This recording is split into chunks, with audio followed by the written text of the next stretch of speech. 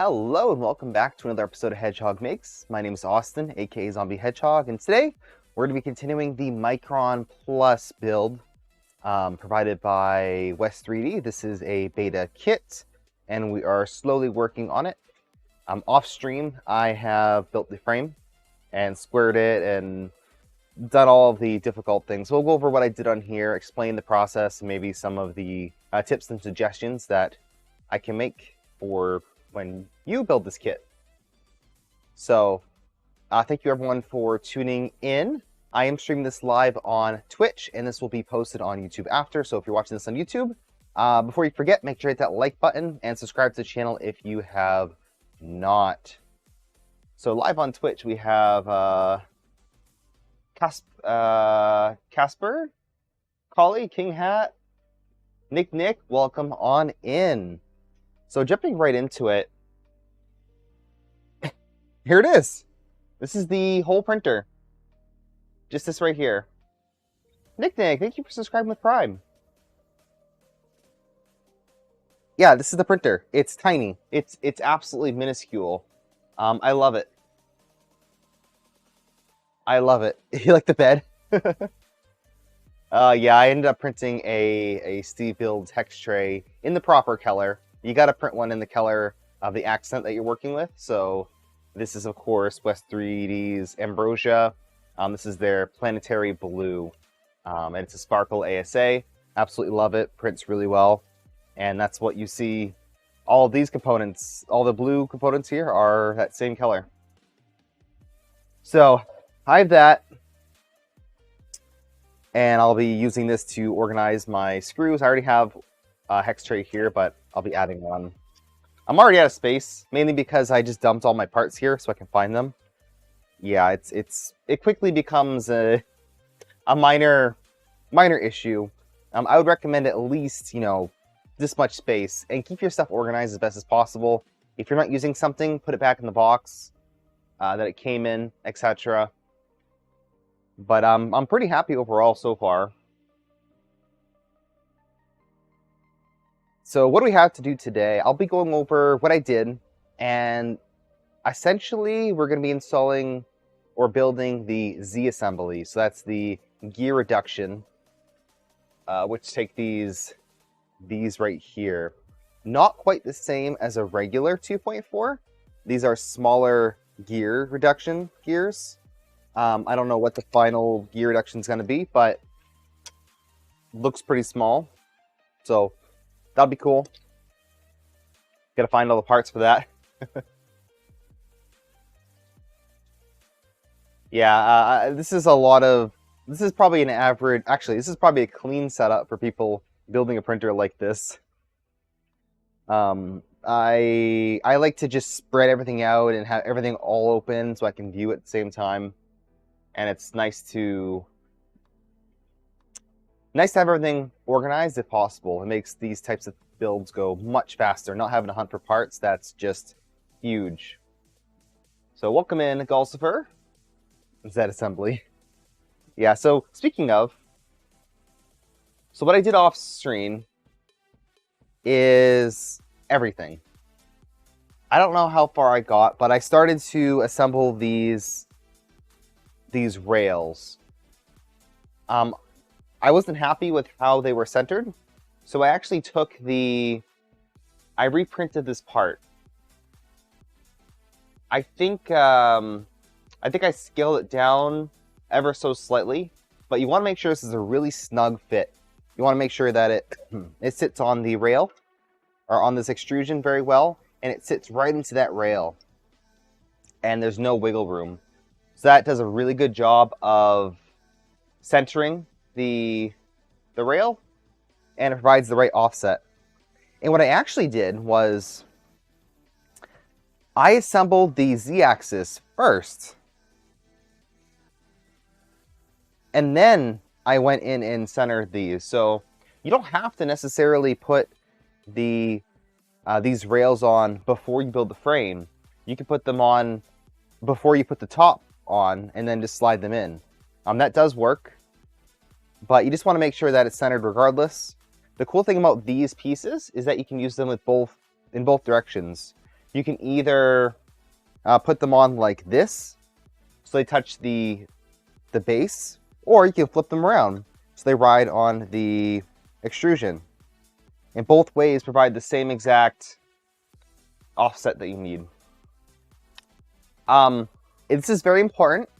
If you have not built one of these printers before, like a V0 or well, anything with a 1515 frame, make sure to preload all of your nuts. Read the instructions about 10 times to make sure you have the right part and the right amount of nuts. Because right now, this thing has about 100, I'm not even joking, like 100 preloaded nuts.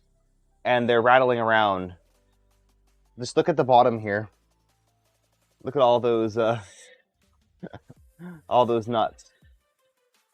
So you want to make sure that they're in. You want to make sure that they're on the right rail, because if you miss one, just one, you got to start over. It might not be too bad, but still you have to do some disassembly, and that is not ideal.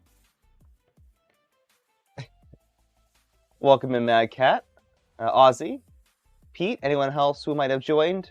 I'm not going to read everyone off today because I am recording this for YouTube, and I want to make sure to get right into the content. So I made sure that these were centered. I made sure that these were lubricated. They glide perfectly smooth with a nice fluid resistance. I made sure to install these end stops right here. You will have to preload nut for that. And then I just went through and read the manual and assembled everything. So let's jump into the manual, kind of where we left off. I left some notes here, but you can ignore those. So I installed the stoppers. You start with one of the corners, and then you essentially work your way out. And then every time it'll tell you to preload a specific amount of nuts on a specific orientation. So you have the outside of the frame, you have the inside of the frame, you have the top of the extrusion, you have the bottom of the extrusion. So understand what that means, and that's very critical for when you're preloading your nuts. It'll say, oh, it's only had 7 on the bottom. Interesting. Yeah, again, you can't just say, oh, all of the top ones get this many. No, every single side is different. They all take various amounts of preloaded nuts. Just do not forget any. So I went through and did all of these. I just used a 1, 2, 3 block to square this up, and I visually inspected each one. The process of installing a blind joint like this, where the flat spot of the end of the extrusion is pressing up against the side of an extrusion, hypothetically that should square it, right? There's no way for it to become out of square with that method. You just want to make sure that they're not twisted, they're not overlapping, and that they're pretty much lined up perfectly. If you do that, then the whole frame should be square. So that's why blind joints are ideal. Blind joints that are cut properly, that is. Another note, there is a handle right here called out, but the handle in the CAD looks like a 2-part, where you slide one part in from the top and then you slide in the other one from the side and you screw it together. So it does not look like it needs any preloaded nuts. We installed these are the bed rails right here that the bed screws into, and I'm using a printed chain. You can use the regular chain, it does not matter, but they are different. So they will be, they require different amounts of preloaded nuts in different areas, so keep that in mind. I opted for the printed chain because it looks cool, but you can use whatever. And if you don't want to, go through the hassle of printing out an entire drag chain, then just use the one that comes with the kit. But, read the instructions. So we did that. We loosely screwed them in, and then we went to here. So this right here, Micron 180, is what we went off for spacing. So from the outside of this rail to the outside of, or well, extrusion to the outside of this extrusion, well, the inside, whatever you want to call this spacing is 82.5. So I took my calipers, which you should probably get a pair of calipers. It makes your life easier when building printers. I measured from this distance here. I don't think I can make a triangle or rectangle, but from here to here on both sides. And then that centered it perfectly. I've then went and this step right here, you'll need to align the nuts. And I had to use a washer for mine. Make sure to align nuts. I used a washer with West3D panels. So I did use a washer. It becomes very clear if you need them or not. But I installed this bottom panel. And now, actually, this is where I left off. So I didn't print enough of these DIN rail pieces. A simple error. I printed 1 instead of printing 4. When you go to print these parts, make sure to print the entire quantity. But when you're trying to fill up a bed and print off a ton of things, you might miss 1 or 2 pieces.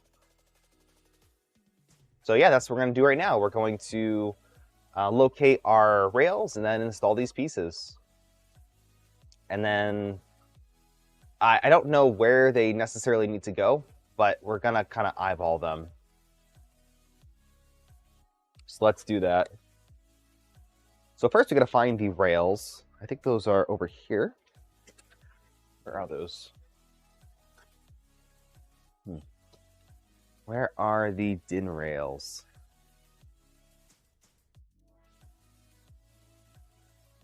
Locating the DIN rails. I'm pretty sure we saw them.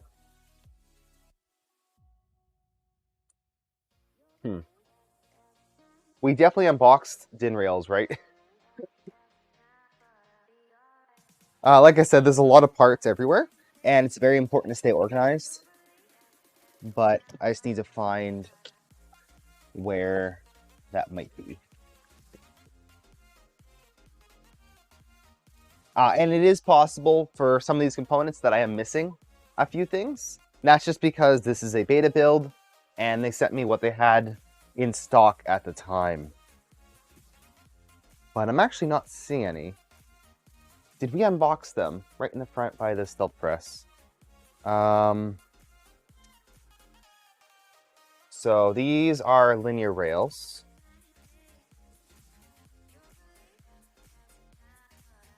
I don't... the power supply... I don't remember seeing them. Yeah. It's also possible that I just threw it to the side somewhere because I ran out of room. I might not have them. That's okay. It's not critical to the installation, but I'll double check. I'll double check. I'll just make a note of that as I'm going through this.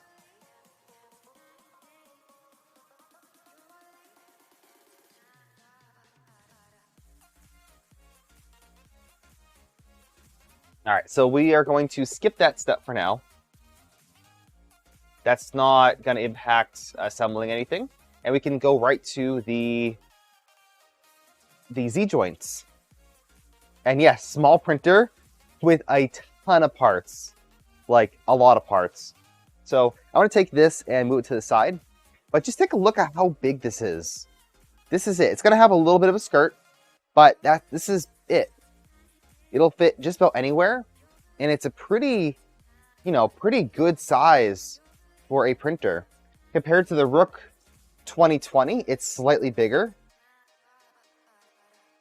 Ever so slightly bigger, that's a 120 printer. Compared to a full-size bed slinger, it's a little smaller, but a similar size. So yeah, I love the size of this thing. It really feels like it's a toy, right? Like it's small. It's a Printer France. But this is going to be one of my best printers when I'm done with it. So very excited for that. But we are going to install or build a bunch of Z drives. So I'll go over what that is. Are the DIN rails electrically functional? Frame grounding. If not, you can use printed DIN cleats. I'm not sure yet. We'll have to look at that. But we're not going to be printing on this today. In fact, we have to wait till we get the bed heater anyway. So that'll be whenever that comes in. Dark Elm, thank you for subscribing. Tier 1 sub. Thank you very much. All right, well, I guess we can start with this. This is technically next. This is our Z joints. So something unique about this build versus the regular 2.4 is that those spherical bearings come stock. Now those are the same bearings used on a regular Trident to allow for the bed to rotate. But a 2.4 by default doesn't have that. It uses a kind of a printed surface, and it's not expected to get out of tram. So there is a mod by Heart K, the same designer of the Micron, and I guess this mod is just stock. It's not a mod, it's just the stock build. So I'm trying to locate those pieces right there in this pile. I think they're not black, but my main color. What would that look like? It could be an accent color too. Sometimes it's hard to tell if it's an accent or regular. I don't know if that's called out in the manual. I did skip ahead, and the manual is not complete, so I don't know how far we're going to get if we're going to finish the, up to where the manual ends before it gets updated, but we can build this by ourselves. I built a 2.4. It's very similar, but, there's little things here and there that are different. Wow, what do these look like? They're small. They're small pieces. I just don't know if they're blue. Oh, is this it?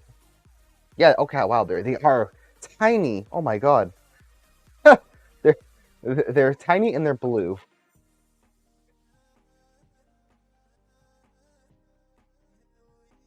I'm used to my Z joints being a little bit bigger, like significantly bigger. Let me see if I can find one more. If you can, go through and organize these parts as you print them for the different sections of the build. That'll make your life so much better.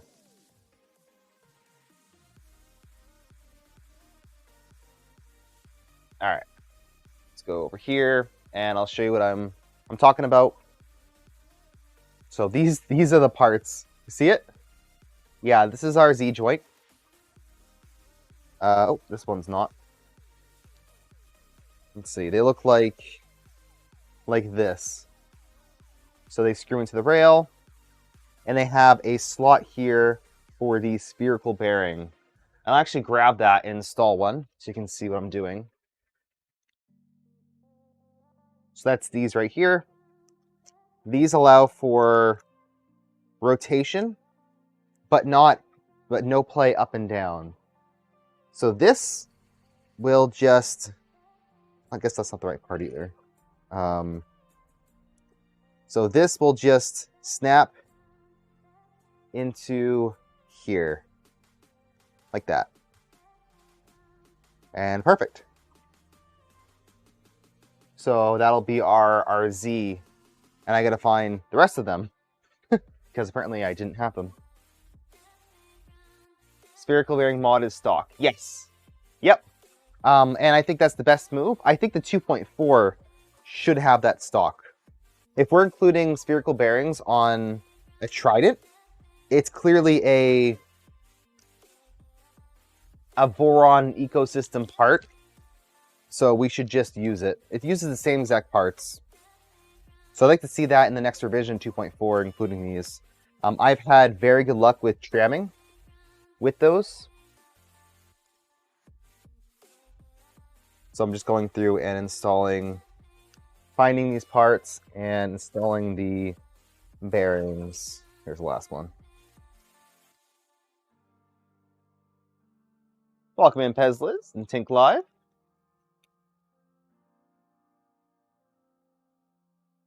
All right. So to install these, we'll start with this one right here.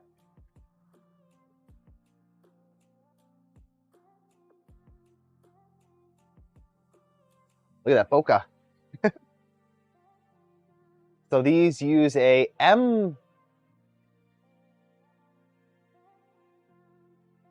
M2 by 6? Really? These use M2. Oh, I guess they do. Huh. M2. So I gotta find a bag of M2 by 6. These are M2 by... Are these M2 by 6? Oh, let's compare it against an 8. I don't know. I can go back in the manual, but I dumped the bag. Yeah, these do look like 6. Okay. So it must be this right here. I guess we'll find out real quick. So we are going to screw one of them in. Yep, that is the right size. It sticks out just a little bit. So we're going to screw that into the carriage. Just like so. And very loosely install the first one. And then grab your second one. And install it in the opposite corner. And that will get everything aligned correctly. Perfect. And then install the other two. Yeah, Bob, we are nowhere near done. There are so many more parts. Just the thing about building a V2 versus a Trident.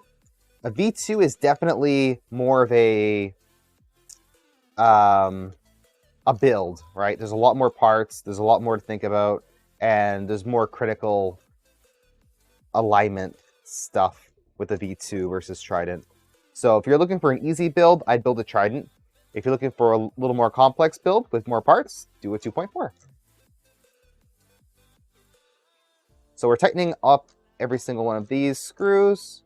Not super tight for any of them, but just tight enough.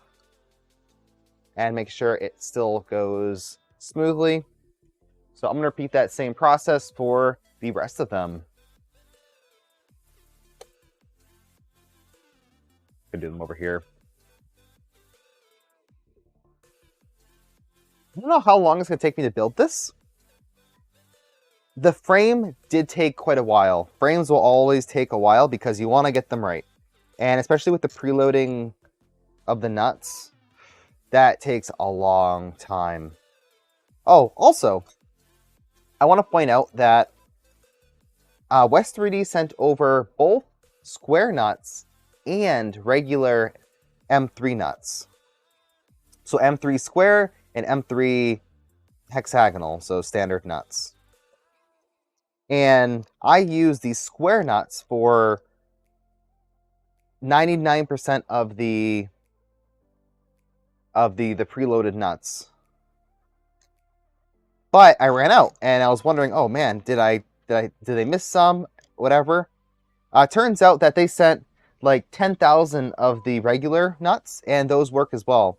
I just figured that the square nuts would be used for all preloading circumstances. So in the final kit, you might get 2 bags of square nuts, and you'll have a lot left over. But that's fine. All right, I'm noticing that I'm screwing these in a little too much, actually. and the plastic is bulging out a little on the side. That's not ideal. So make sure you're not over screwing these in. That's a good point. How do the panels work on here? Because we have panels, but we only have 1 millimeter thick foam. I think there's... How do these work?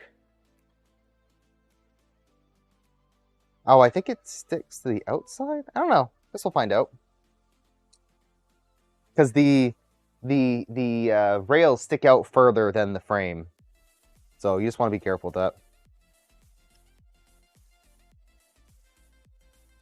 Alright, let me flip this around, solve the last two. Yeah, don't over torque these, if possible. The drives are a bit more complex than V2, but everything is well documented. There's just more steps. Yeah, they're not bad. It's just a lot of steps. Not bad at all. I say that, but I built a fair bit of printers. I enjoyed building them. I think it's a fun process. It'll be fun to compare them against this build.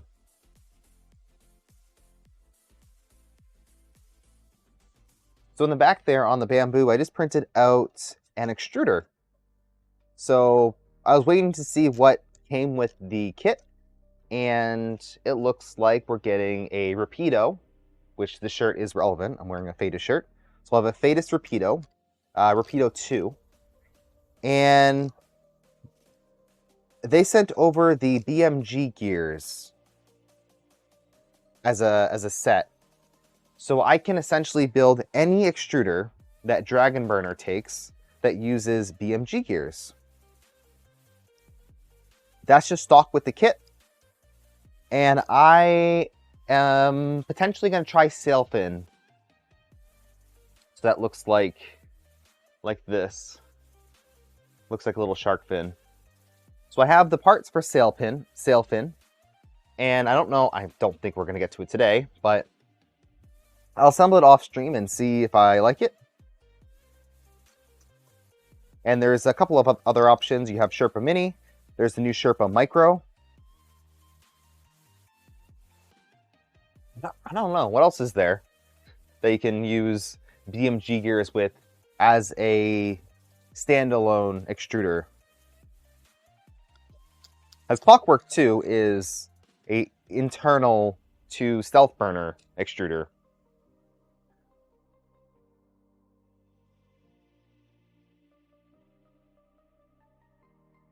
Oh yeah, that's a good point. That's a really good point. I don't know if I have any Loctite handy. I don't know if I have Loctite. And that is something that you'll want to use for set screws for long-term use and vibrations, etc. So I might have to either redo them or just not use Loctite. Yeah, that's a good point. Yeah, that's notes.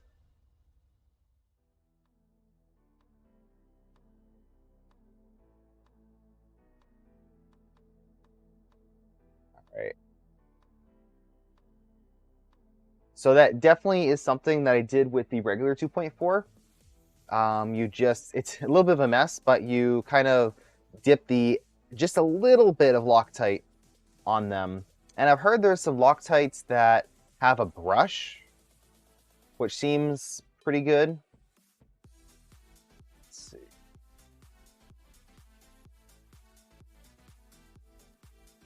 Hey, Mr. Ed. Set screws sometimes come with a bit of Loctite. Yes, so the LDO kits, I know that. They come pre-Loctited, but these ones do not. So you don't need to, but it is heavily recommended and encouraged to use Loctite, at least on the set screws. Some people also use it for their frame, so that's an option as well. it just helps with vibrations. As your printer vibrates, it'll loosen up these the very small thread on the grub screws. So I don't know if I'll have that for today, but I'll probably just skip it. But note that you'll probably want to pick up some Loctite, very specific kind as well. If you're watching this in the future, make sure to post in the description so I can post in the comments for me to update the description with a link to some Loctite. I don't remember which kind it is, and I don't want to give the improper recommendation. All right, so skipping ahead, our frame is done, and now we are installing 4 of these. This is our Z drive.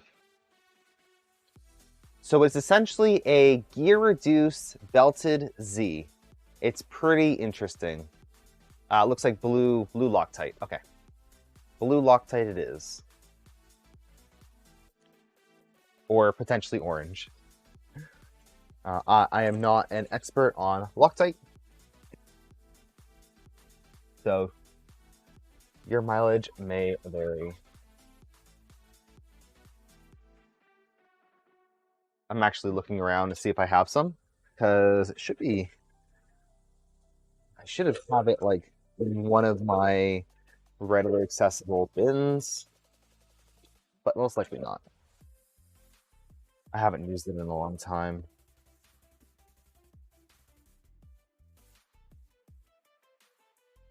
But yeah, if you can get the version with a brush, I think that is easier. You just kind of brush them on. Or is it a stick? I don't know. I don't remember. Someone else gave a better recommendation.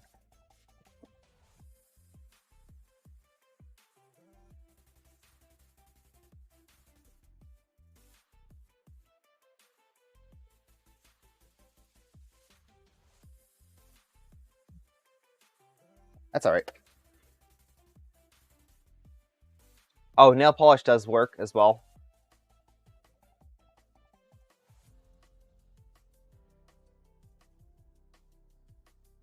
Okay, here's something important. So which pulley? So there's 2 pulleys.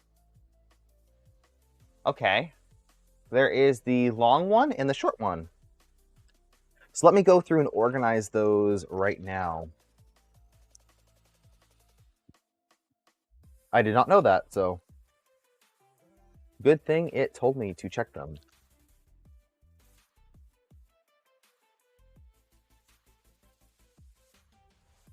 All right, let's see. So in this bag, I have so many things. And I think one of them is all the pulleys. All right. So apparently some of them are longer.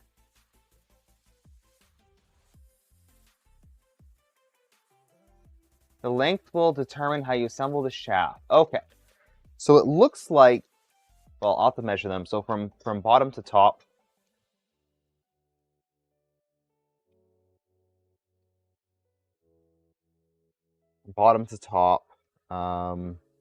we have 14 millimeter variant. So these are these smaller ones. And it looks like they're all the same. Wow, there's a lot of them. That's crazy.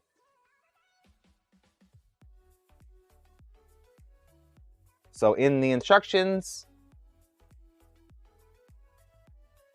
we have to deflange some of these. To start assembly belted Z drives, you'll start by removing the top flange from 4 of the 16-tooth pulleys. So I don't know if there's multiple size pulleys for this build. It looks like they're all 16s. Is that correct? Are the AB drives 16-tooth instead of more traditional 20? I think so. These all look like 16s to me.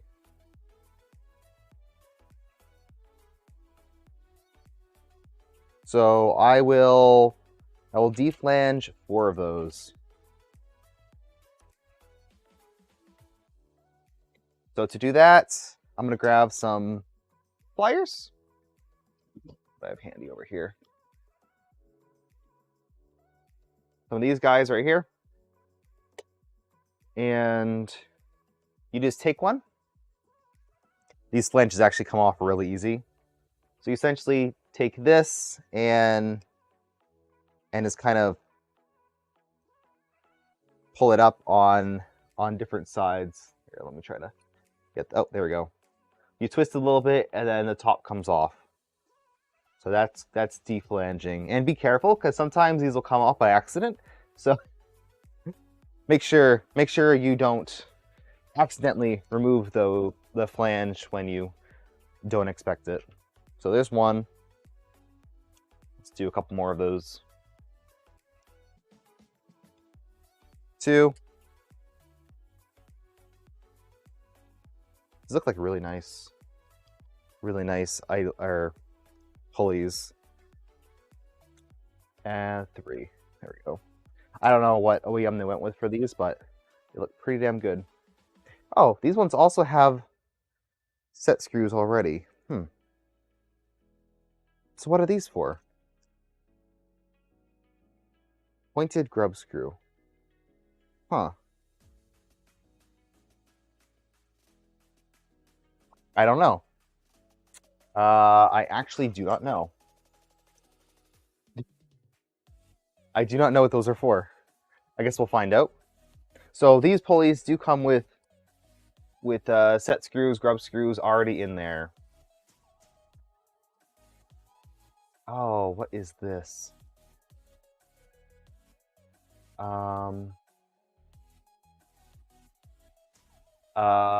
Spacers. Based off which size 16-tooth pulleys you have, it determines what spacers are needed.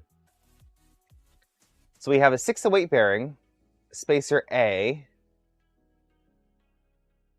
our 16-tooth spacer B, and then the deflanged pulley in spacer C. And it says, oh, it's always the grub screws. Don't forget to Loctite the grub screws so they don't come loose. Yeah. Yeah, that's pretty important right here. I would like to just like stop building and find some Loctite, but in the purpose of building, I'm going to continue. So these spacers are labeled A, B, and C. If you have 15.5mm pulleys, then you don't have a C spacer. Okay. The manual will be using the 14mm long pulley, and that's what we have. So assembling the 64-tooth pulley. Okay. So this printed pulley right here is for 16-tooth. Or sorry, this one is a 64-tooth as opposed to the stock 80-tooth on a 2.4. So the gear reduction is going to be lower, but it'll still be good enough for this size of printer. And we deflanged one of these, so it'll kind of slide in here.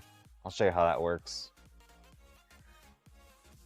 Wow, so what's going on here? They don't really give you too many instructions, but we'll need to essentially assemble this right here on a shaft.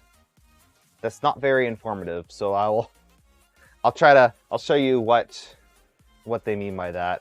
And this is where those little grub screws come in play. These M3x6 grub screws, those go into here. All right, let's see. So we previously had the shafts. Where'd those go? So you have 2 shafts here, and then we have some bearings. I'm going to put those into this hex tray. By the way, if you're building a printer, make sure to print a hex tray out. This is available on printables. If someone wants to, again, remind me to put a link in the video description, that will be optimal. Steve Builds does a pretty good job remixing these, and I use them for just about every build. And there's many variants of that too. I've used some stackable versions before, and they work well. So we need wow, we need spacers. Did I print the spacers? You know what? I don't know if I printed spacers. Did I print spacers? What are these? They're not labeled. I might not have printed the spacers because I didn't know if I needed them. Wow. 2 things on the Z assembly that I don't have completed. All right. Let's take a look at the... Let's take a look at what's going to be needed and print them out.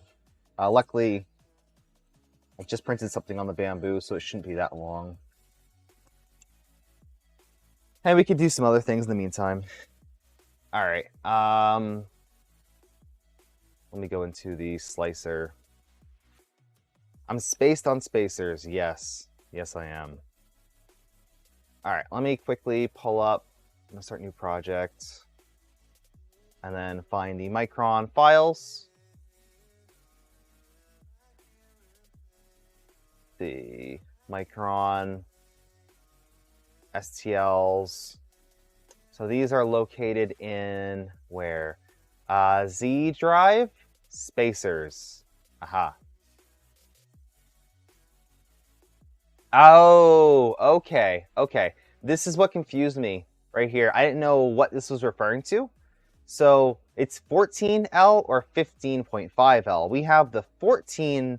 This refers to the spacing of, or the idler type. So we have 14s. Wow, so we need, what is this? 14 pouch 64? Oh. So you can either buy that 64 tooth gear or you can print it. So we printed it. All right, here's our spacer B and C. Okay. And then we have spacer A.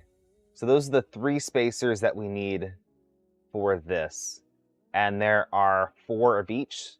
So I can just copy everything and then paste it a couple times. So that's it. That's all we need right there. So just a couple of each. And then just for kicks, let's paste 1 more set. There we go. How long is that going to take? 15 minutes. All right, that's not bad. And they're going to be pretty much solid infill. Yeah. Which material? Let's use the blue. I'm almost out of gray. So C1. And go for it. All right. Well, that's going. Let's go back to the manual and see what else we can do. Because we're waiting on the spacers, so that's like the entire thing right here. Ah, heat sets. Perfect. Let's do a bunch of heat sets. So we need to put, wow, a metric ton of heat sets into the, is this 1 part or 2 parts? Looks like these are each a part. So let's find these parts and put heat sets in them.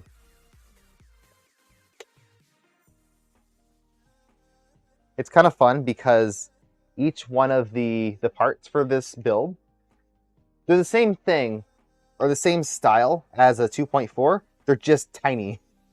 So it's fun seeing each one of the parts. Like just compared to the 2.4, they're just like shrunk down.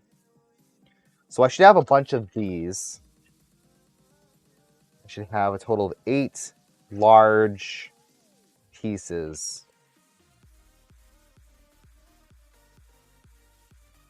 And that will take up quite a bit of the, or reduce a lot of the space.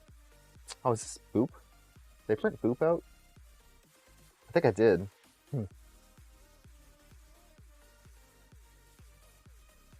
We have 1, 2, we're missing 3 more pieces. There's 1.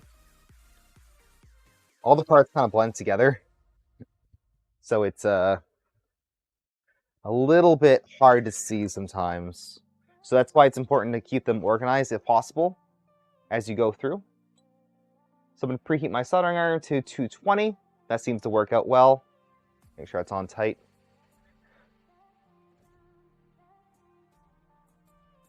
All right, and then we need a couple more.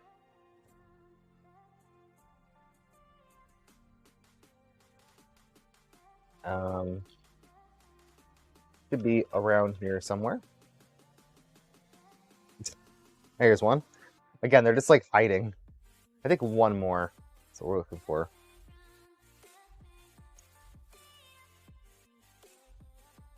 Blend in so well. All right, let's just start with that. Soldering iron's preheated. I'm going to take these heat sets and dump them out. Make it easier to grab. So I'm using the Stealth Press. I built this on stream, and this is a pretty cool design. I'm actually using a West3D linear rail for it. And so far, it's been pretty nice to put heat sets into different printed parts. So if you're building any amount of custom printers, it's definitely worth having.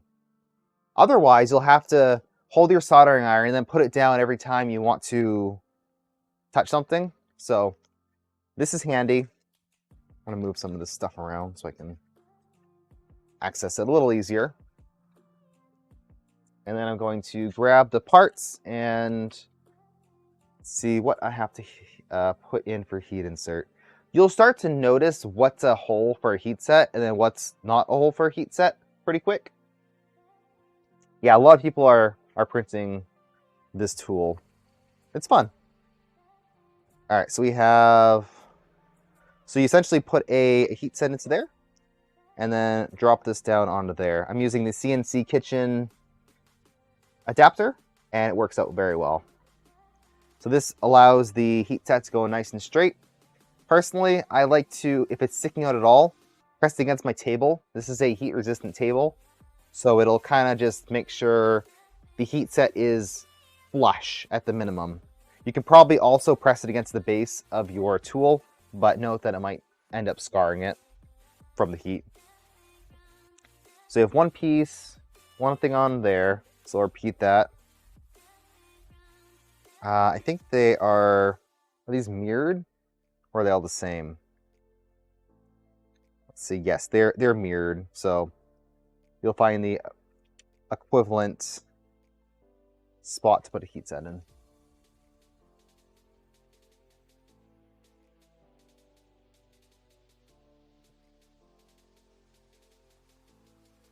It's easier if I use this hand. I haven't found a good way of like gripping this. Like this is kind of awkward to grip it at some points. I kind of just grab onto the screen on this particular iron.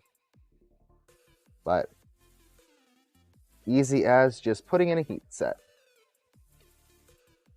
And I'm so used to holding on to it that I'm not, it doesn't feel natural to just let it go. It's kind of funny.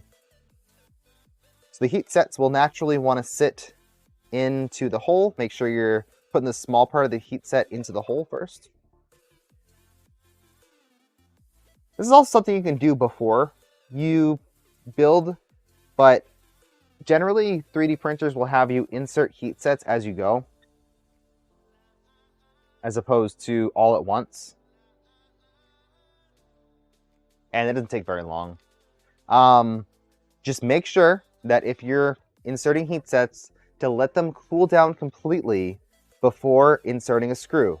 So don't put in a heat set like this and then immediately grab a screw and start screwing into it, because you'll loosen up the heat set. You got to make sure it forms, essentially. So I should have one more of these pieces. One more of these. Got it. Perfect. These ones take a bunch. They take a lot. They take 1, 2, 3, 4, 5, 6, 7. 7 on each. Let's take a guess in chat. What's going to finish first? This print behind me with the spacers or all these heat sets?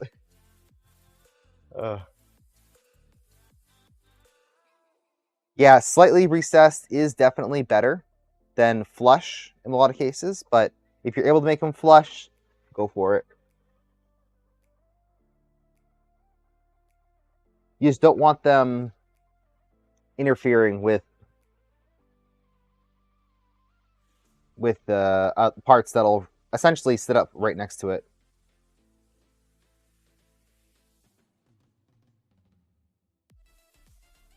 So I'm kind of holding the print down. The way that these parts are working out is that the bottom is flat, but sometimes you'll have a print that's doesn't have a flat part on the opposing side of the heat set. So you just have to hold it in place as you insert the heat set. This makes it easier to do some of the odd placement heat sets because you're not really holding it, you're just pressing down. So you can align it really well with one hand and then just press it in with the other. I'm starting to get used to that. I'm used to just holding it and then pressing them in. So it's a bit different. Yeah, there's many different ways to install these. You can use your 1, 2, 3 block as well and press it up against there. I've seen that work, but it looks like I'm inserting them ever so slightly under the surface. You can also run it on the edge of your table and just feel if it's sticking out. Lots of options you can to make sure that these are in correctly.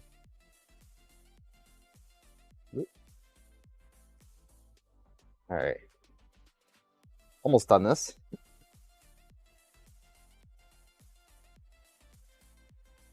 If you're building a stealth press, I went with the, I think 13 pound or whatever keyback.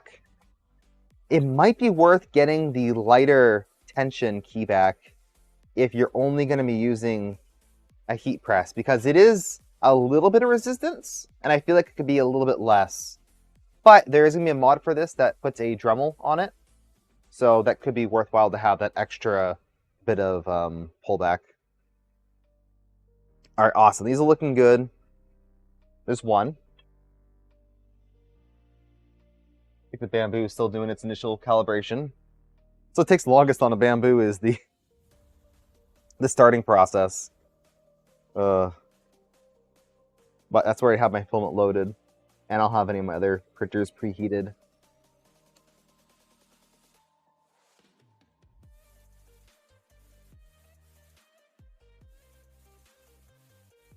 So I'm hoping to get the majority of this built over the next couple days, or in the YouTube terms, the next couple of streams. And I'm waiting on a few parts, but I will try to get it as functional as possible.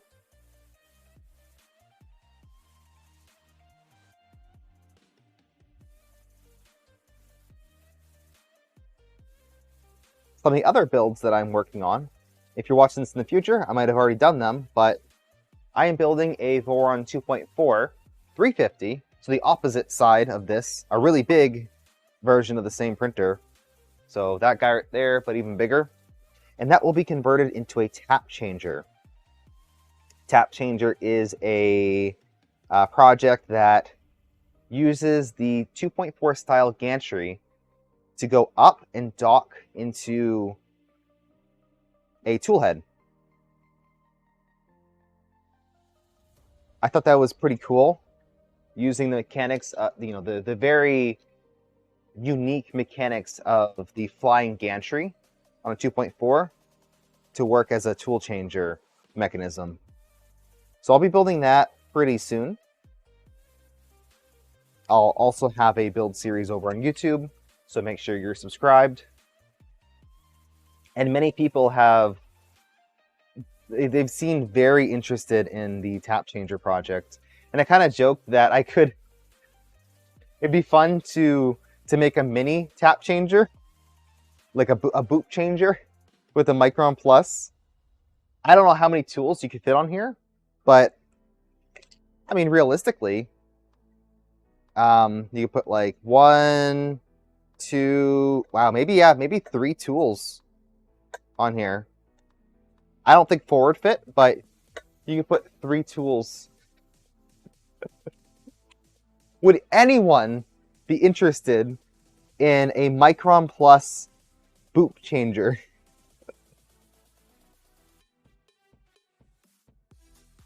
Because that could be fun. Although I do want to keep this build pretty much stock and use it as a travel printer. I don't really have one at the moment. And this is really nice because it's all integrated, enclosed. It travels very easy. It's the perfect little travel printer. Even just taking it around like different rooms. Do it. Of course I'm going to say do it, but who would actually build one? That's the better question. Would you build a boop changer? What temperature would you recommend?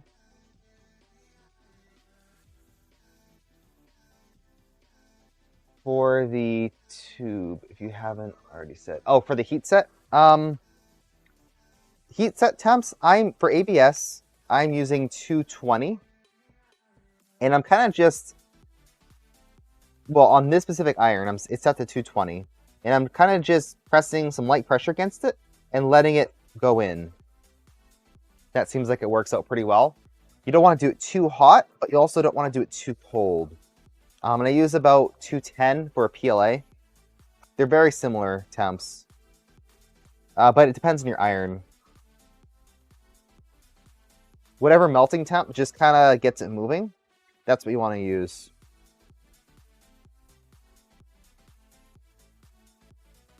I could probably increase temperature a little bit on here. Alright. That looks good to me. So they're all inserted. And I got about 4 minutes left on these little spacers, so we'll wait for that. You don't see why it wouldn't work. You have to do some modification. Oh, of course, you have to do some modifications, but yeah, it's the same style of tool changing. Essentially, the gantry would come up, go into the front. The tap changer docks would be in the front here. It would dock into there, grab it, and then pull it down.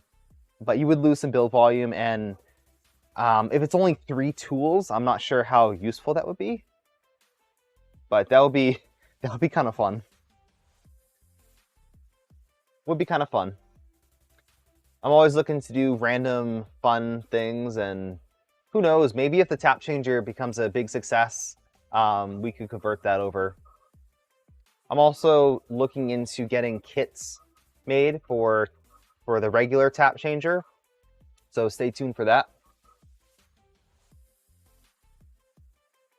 All right, we can start putting on the Z motor pulleys.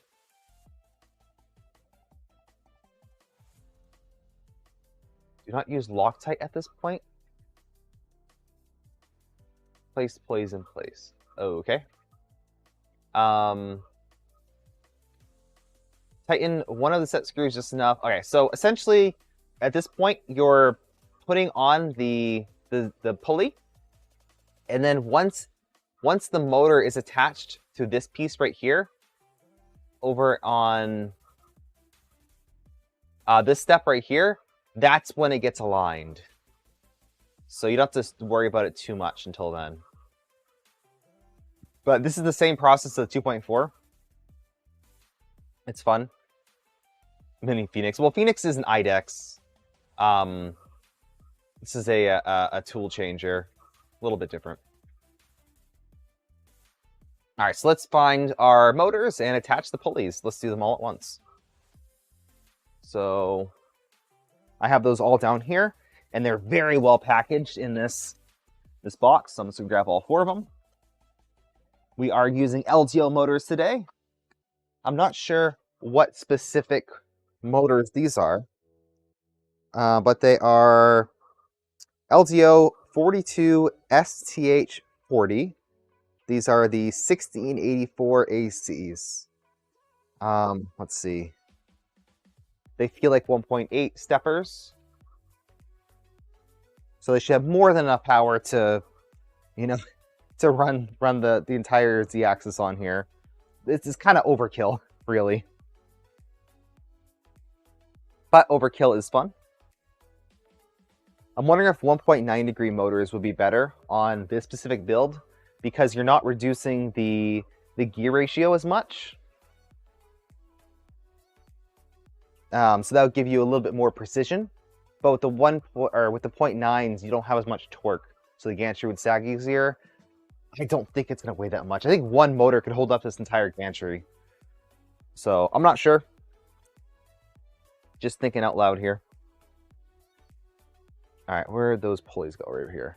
So for these, we are going to install them backwards, like this. Oops.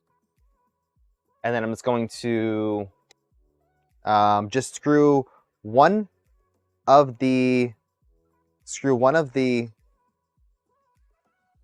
grub screws onto the shaft. That looks like a 2mm. See, I found these drivers. They'll be useful. Whoop. Lost my duck.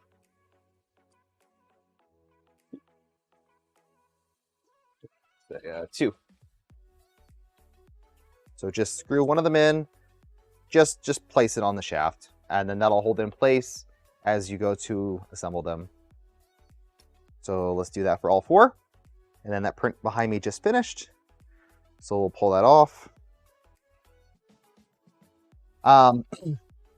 My recommendation, if you're building any of these custom printers, keep your ABS printer, so the printer you use to print these parts, preheated. Keep the chamber preheated, keep the bed preheated. Just in case you have to print out a part, you can just send it to the printer. Because on some printers, like this one behind me, it takes a long time for it to do a full heat soak. So you could be down 60 minutes waiting for a part, just letting it heat soak. There's a tip for you.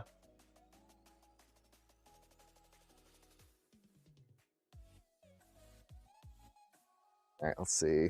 Put it on the flat side of the shaft. It's important to get one of those grub screws on the flat side of the shaft. And there we go. Our motors are set up. I'll put those over here for now, and then grab the print behind me.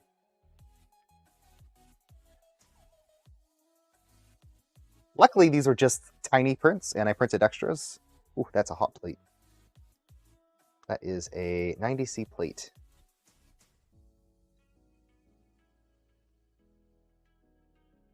And these aren't coming off super easy because they're so small. So let's put those all in here.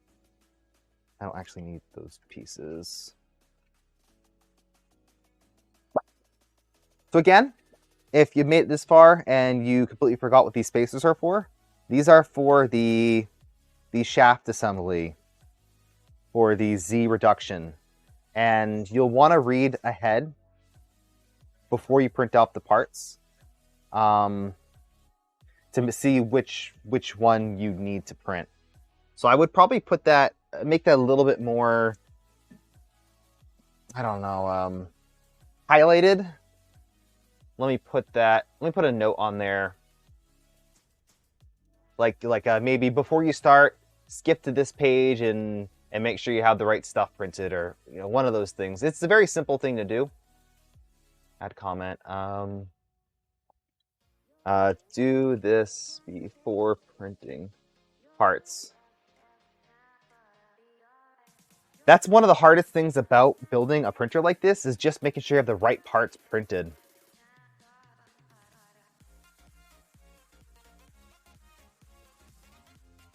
So I'll probably go through and make a custom list, or like a spreadsheet, or at least work with someone to make a spreadsheet to figure out which exact parts you need, like the LDO kit does. That would be pretty good. That would be pretty damn good. Maybe if anyone's interested, I could make a plate for like a bamboo, or just plates, generic plates for parts that you can import into whatever printer. That could be useful. It takes a long time, but I'm sure someone would benefit from that. So let's go back to this diagram. So we have spacer A, B, and C. Spacer A is the mid-sized one, B is the thick one, and C is the small one. And this is the general assembly that we're going to be using. So we need to assemble this right here. and then kind of set it aside. So that will slide into these two printed parts. So we're essentially going to assemble it and then slide it right into those printed parts. So we need the bearing. Let's see if I can do it over here.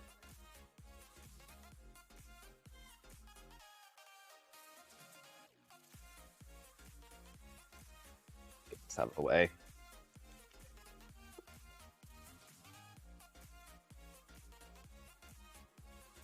Nice having a camera with a zoom lens on it. All right.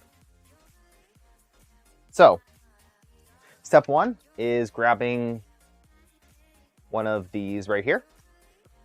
And step two, drop everything on the ground.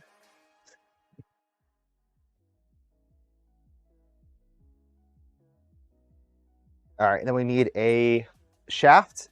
This is essentially what the motor shafts are, just a small section of it. So one of those. We need a pulley with the flange. We need a pulley without a flange. And then we need one of each spacer. So A, B, and C. All right. So on my view, I need this right here. Then spacer A. We need this. Spacer B. This. And then spacer C. Did we really just deflange this just to put on a spacer? I guess we did.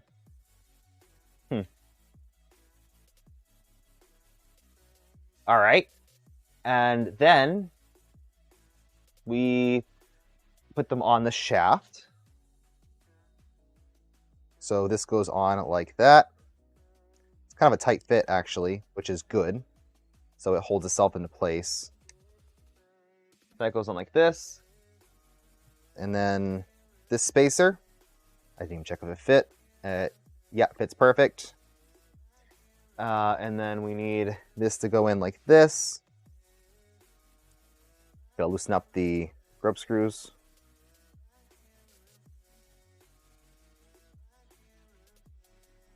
That goes on like that.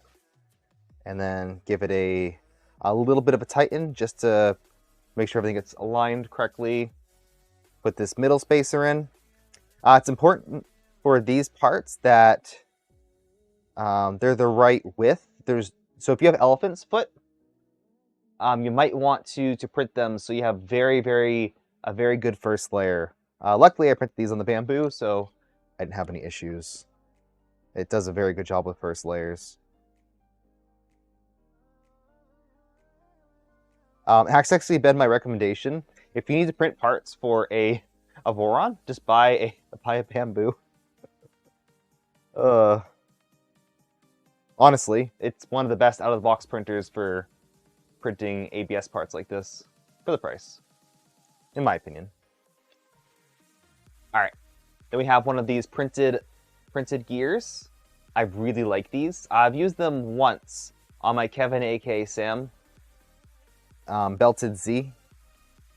But these are cool because they have little grooves, and those slide into the pulley. So we're essentially... All right, I don't think we need the spacer on yet. We slide this onto this pulley. It should be a tight fit. It's kind of the point. So we slide that in. Just like that. Oh yeah, this spacer didn't go in yet. So we slide that in like that. It's a nice tight fit. It should rotate straight. And then we use grub screws to hold it in place. So that's kind of cool. Tilt this up a little bit more.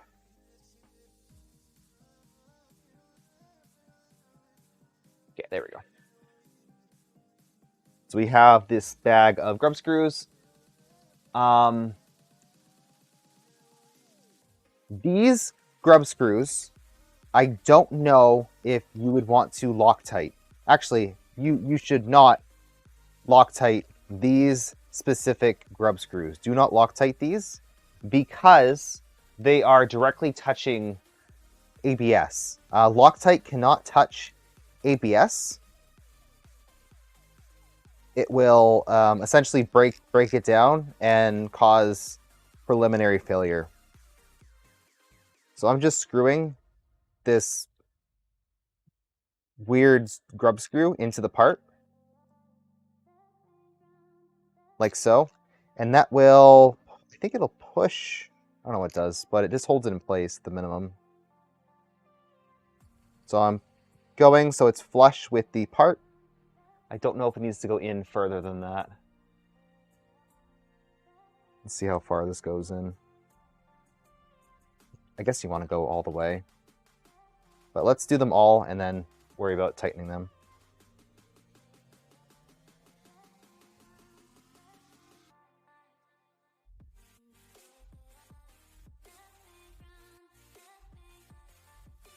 I'm actually going to make a note of that on the manual. Do not Loctite these, because in the previous step it said Loctite all grub screws. And now I'm installing grub screws, so I gotta Loctite them. Yeah, dropping more of these. Don't Loctite them. Let's do that before I forget. No Loctite. No Loctite.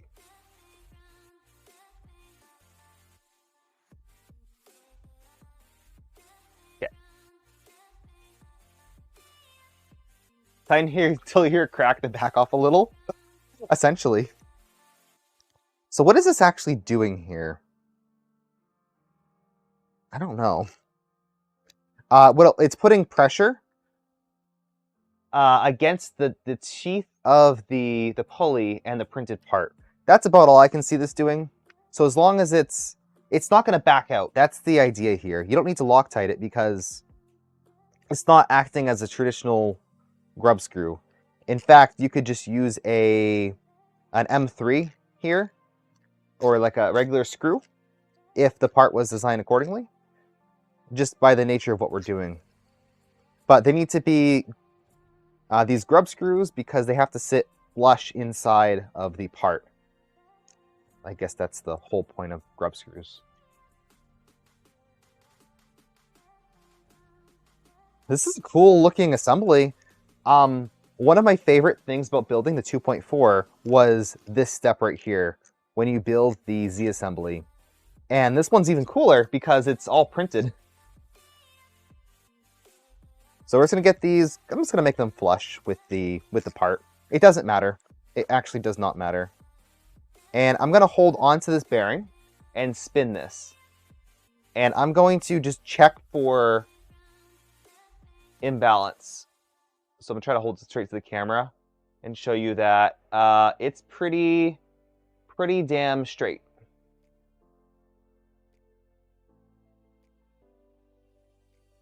Repeat this process 4 times. We'll just do 1 to start. So we have this right here. We have our final spacer. That goes on the outside. And then I'm guessing another bearing? Is that right? We need another bearing. Yes, it completely missed a bearing. So let's add that in as a note. Add bearing. Cool. So we're also beta testing the manual as well. All right, so one of these goes like this on the other side. And I see that this is sticking out a little far. And I see that this one isn't fully sticking out. I don't think that'll be an issue, but I also want to see if it should be flush.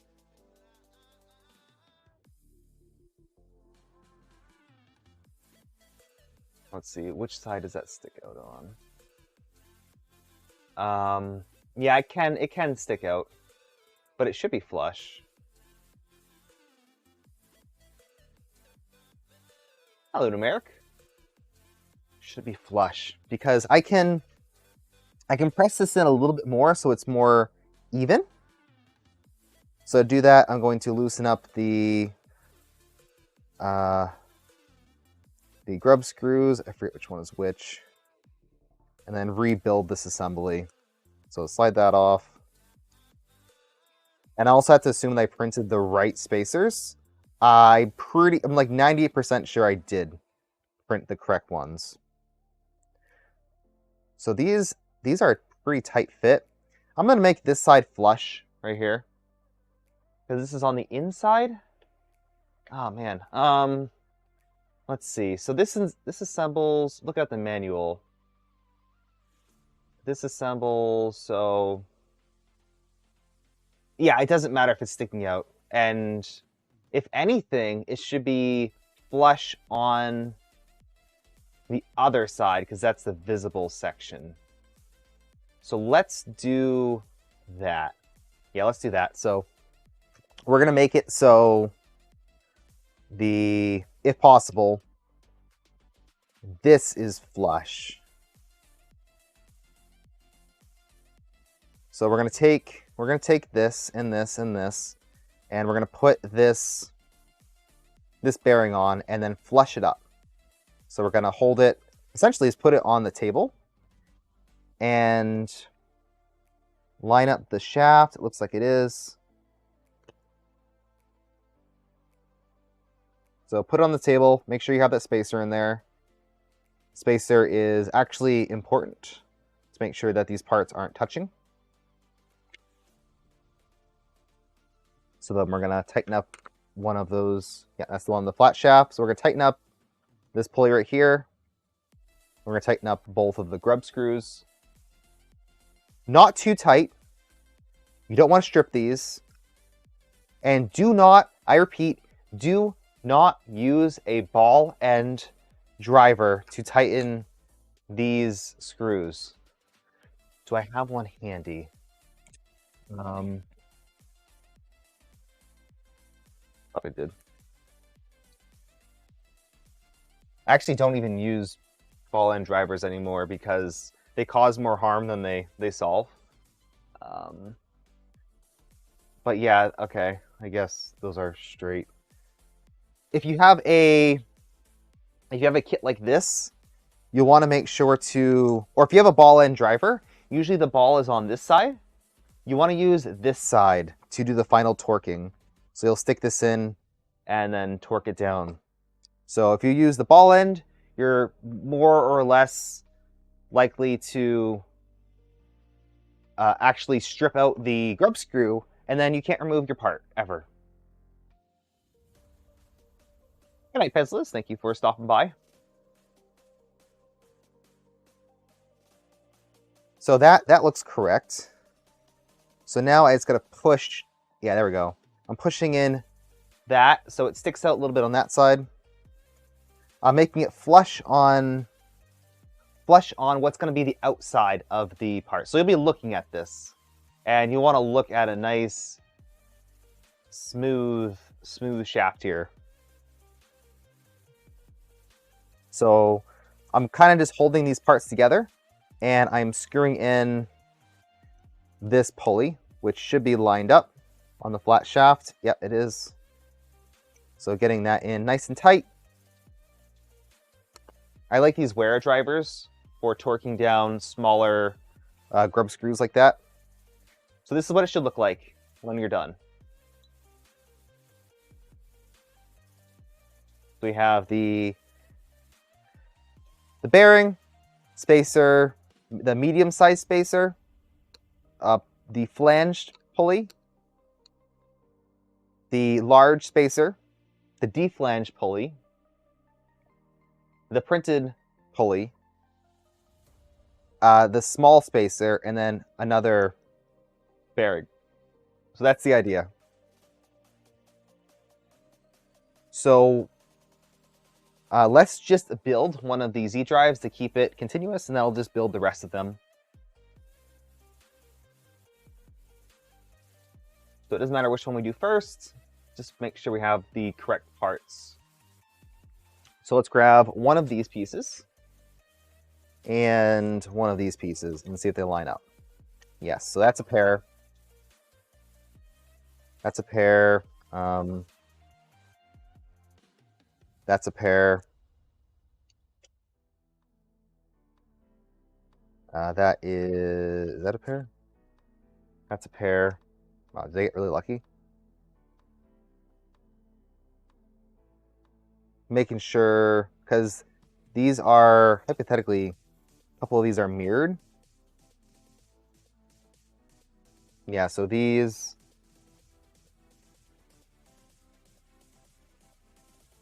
are mirrored, so I can't take... Wait a minute, did I miss some heat sets? Oh, this one didn't get heat setted. Oops. Was I supposed to? Oh, did I not do that one either? Okay, wait, I did that one, Yeah, so I can't put this part in here. It just doesn't line up. So I got it right the first time. And I forgot heat sets on one of these. This one? So I gotta do that. So let's put that aside for now, and then pick one of these and build it. We have a raid from KB3D Chris. Welcome on in.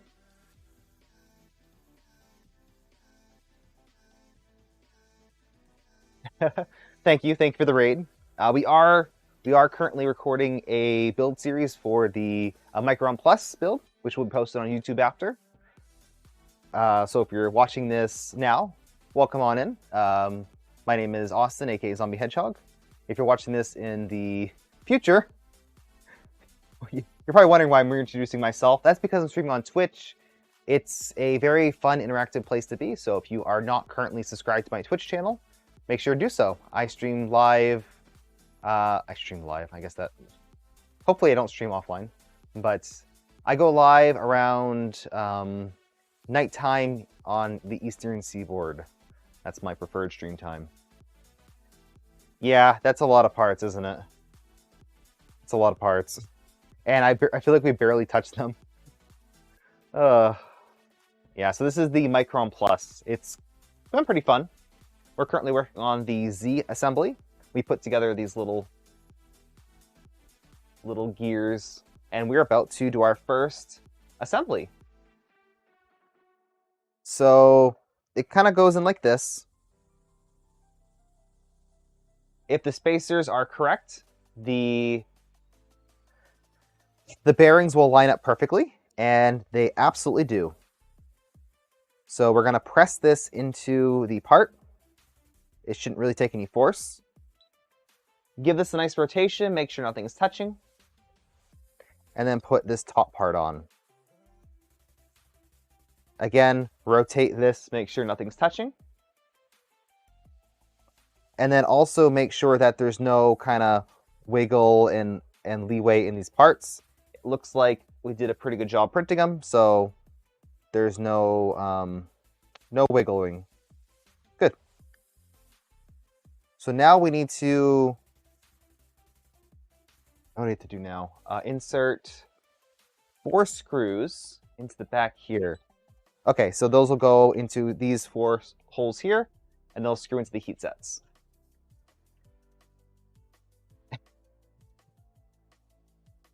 KB3D is taking over the West3D build series, I see.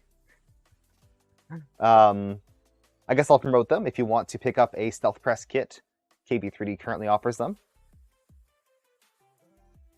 And it's been pretty good. Let's actually demonstrate right now by putting in some more heat sets. Before I forget. I really like this. Especially for Voron builds, because it seems like they kind of tailor it towards well-designed and well-placed heat sets. In general, any Voron-esque build or sub-build has just been really, really incredible. Every single part is very well engineered. It feels like a lot of time has been testing printed parts, making sure it prints well, etc. And any room that a potential error is compensated for. It's very nice.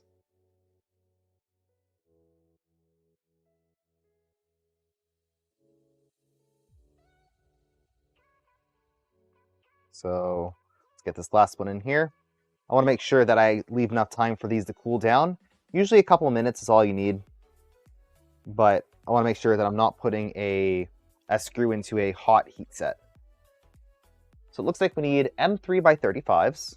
Those are in the pile right here. I'm just going to leave these in the bag because they're big enough. So take out 4 of those. And I'll actually put them in a hex tray to keep them from rolling around everywhere. Coley, thank you for subscribing with the Prime. I really appreciate it. If anyone else wants to subscribe with Prime, you're essentially just using your free part of your Amazon Prime subscription. So it costs you nothing, and I benefit from it. So thank you very much. So let's find a driver for this and show you what's up. So we have, I'm just going to place this flat down like this, but we can't because it rolls. It's on wheels. So we can't just press it down like that. So we're going to have to hold it on its side. So we're going to put in 1 screw, a little, just a little bit, a couple threads, and then the opposing one in a couple threads, and then just put them all in. Just put them all in a couple threads. And then this is where you want to make sure the parts are aligned. Now, with this design, I don't think they can really go out of alignment too much, but just kind of watch and make sure that the parts, they look like one. They should look like one part when you're done. So take in one of these screws and screw it in. Like so. You don't have to go super tight, just enough. And then do another screw. Just enough. And another. You'll start to see it come out the other side. Just enough. The fact that the heat sets were put in from the other side means that as you tighten this, you're actually pulling the heat set into the part. So it'll be a nice, strong, reliable arrangement. So let's get these all hand tight. These screws are sticking out ever so slightly, but that shouldn't matter. That should not matter. So you should be able to still just keep making sure that this rotates well. Wow, that rotates really well. Again, this right here, this is just an amazing part. I love it. I love it. Oh, and we forgot the belt. So we should have put in the belt before we put this in. Did anyone catch that? Let me know in the comments if you caught that and we're screaming through your monitor. Wait, no, you forgot the belt. Let's see if we can find the belts. Good thing it's only 4 screws. I've had worse.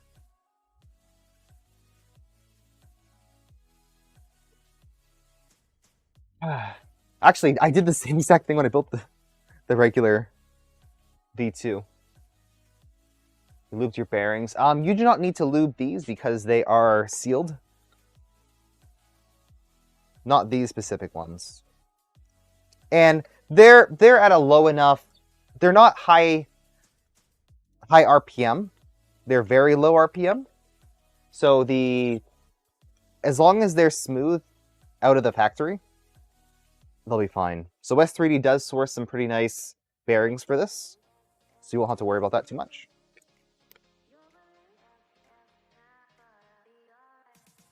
So as you can see, this is sticking out a little bit on that side, and that's on the inside of the printer, so you won't see it, and it won't affect anything. Famous last words.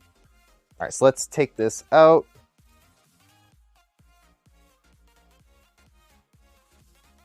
Go. Wrong way. It's okay. And we need to slide on our belt. So that goes on like this, and it's going to stick out on the smaller part side. So it'll stick out like this. So the part with the heat sets in it, it'll stick out to that side. It actually doesn't matter because you can just push it around. Just make sure it's on that part. That's what's critical. Because you can't assemble it after the fact. So let's get that re-screwed in. Make sure that it's aligned well. This part's kind of self-center, which is good. Especially because it's on that bearing. The bearing helps it guide into place. And it should look like one part if you're done, if they're printed well enough. And I think that we are good. I did print these off from the Trident. So tolerances should be pretty good. Yeah, you can you tell there's a seam there? Not really. Sort of, but not really. That's always good. If you're wondering what colors these are, this is Polymaker's Galaxy Dark Gray ABS. I love this filament. And of course, the blue is West3D's new Ambrosia. This is a Galaxy ASA as well, and that's the planetary blue. Oh, all right, let's see, what's next? Z motor mount. Okay, so we're gonna grab one of our motors that we pre-assembled. Notably, we didn't tighten these set screws, so we have to do that once it's all assembled. But we have one of these. All right. There should be two different versions of this. And I don't know which one needs to be used for which set of parts. So we're going to guess. Worst case is we guess incorrectly.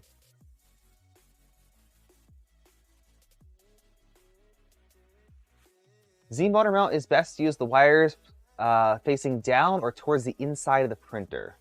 Motor's on a slight angle in relation to the motor mount. Okay. So where should the Z motors come out? Do I have the picture of the inside to reference? I do. So this is going to be similar to the inside of the similar to the inside, except we don't have the long motors, we have the short motors. So which way do we want the wire facing? It can either face towards this way or the other way. So what does the manual say? Wires facing down or towards the inside of the printer. Towards the inside. Interesting. Oops, that's jacket burner. I kind of like how these face towards the outside. I don't think they're gonna interfere with anything here. Does it look like they're gonna interfere? But it would also make sense to face this direction.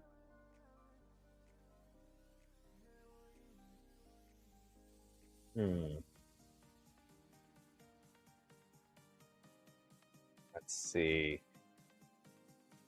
I don't know. What does chat think? Which way would you orient the wires? So essentially either how they're wired here or towards the inside.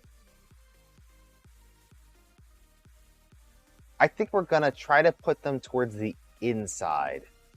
So not what's shown here. And worst case, we can always just rotate it, but yeah. I'm gonna go towards inside. Looks like we'll have plenty of space. I'm just worried about this pi interfering right here. And it looks like we'll have plenty of space. It'll probably end here. I just don't want it to interfere with this bracket right there. That's part of the Z motor. So we can guess. If it faces the outside without interfering, then let's do that. So that would be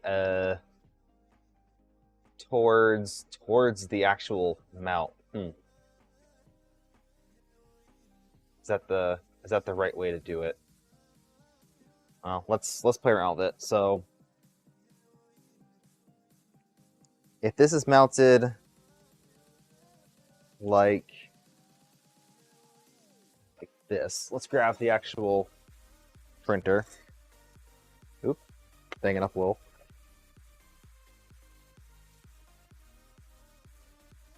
Let's see, so the left or right Z drive. So it faces towards the front, like so. Goes on one of the corners. You can tell which way it goes because actually, which way is the front? Doesn't matter. It really doesn't. Let's say this is the front right here. So that goes like that. And then the motor will go in like this. So let me look at it from the side. That's in. Yeah, okay, that's perfect. I believe the plug will be accessible. Oh, barely though. Just barely accessible from that orientation. But I think that would save the most on space. So either faces that direction towards the inside, or it does. Let's just do it towards the inside. Yeah, screw it. That will give the best, the potential for, or at least the least potential for issues. I just hope it doesn't interfere with the Pi mount.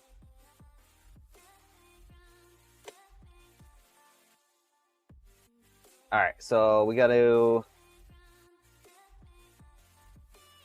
mount. I don't know which direction this assembles, but I think that this will go towards the outside. Let me check the future steps and see how it looks. Oh no, I was wrong. So the plug, the motor plug will be on this side, the flat side right here. Okay, so the motor plug will be there because when we go all the way down to angry. See here, it'll be on this side. We want it here. So we're gonna install that. Hopefully it makes sense.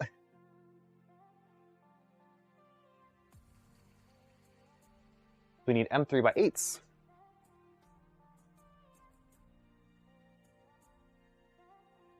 Which I have about 10,000 of.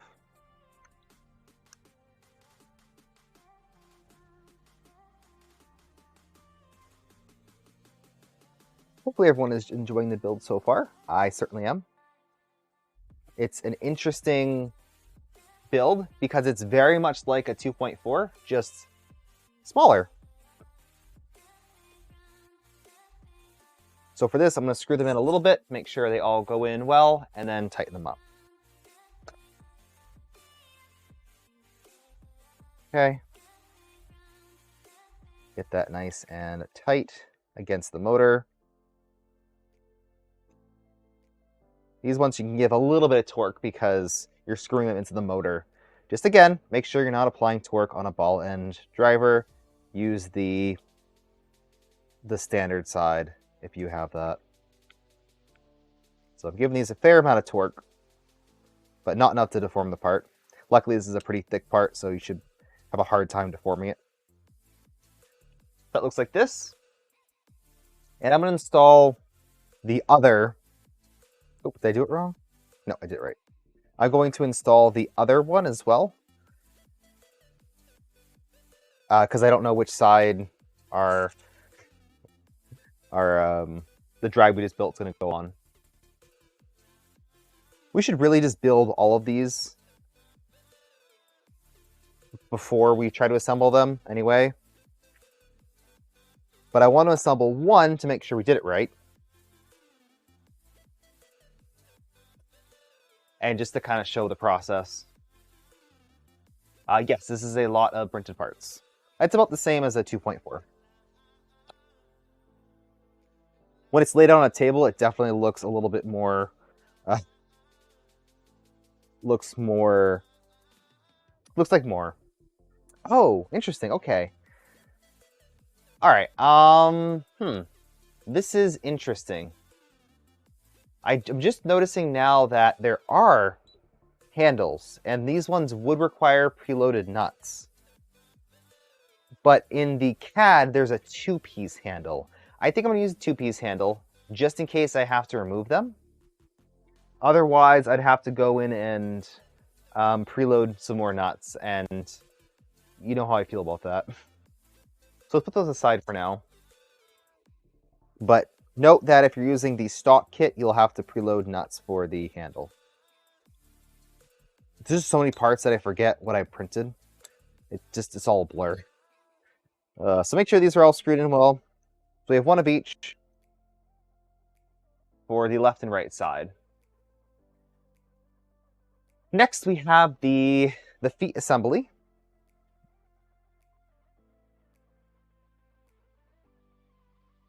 That's going to go on where? It's going to go on here. Right there. So that looks like one of these.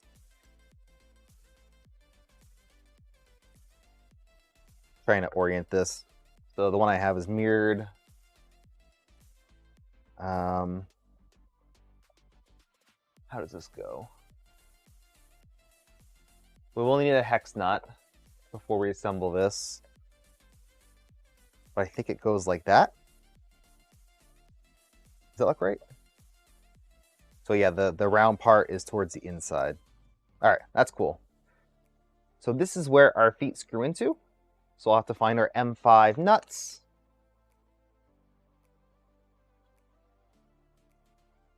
Those are right here.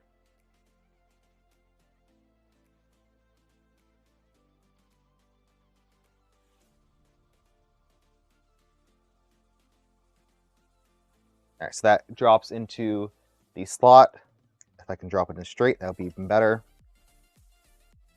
So just press that. Press that into the slot. Should go in pretty easy. And then you'll see this is a pretty loose fit for mine.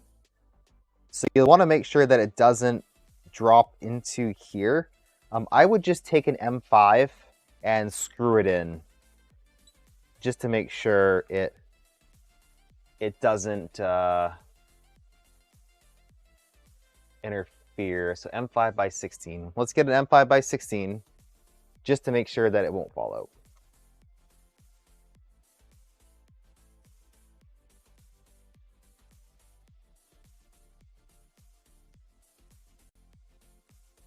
M5, M5, M5 by 16. All right, cool. I think there's only this for M5s. I think they use one other portion of the build. But all the idlers are M3, right?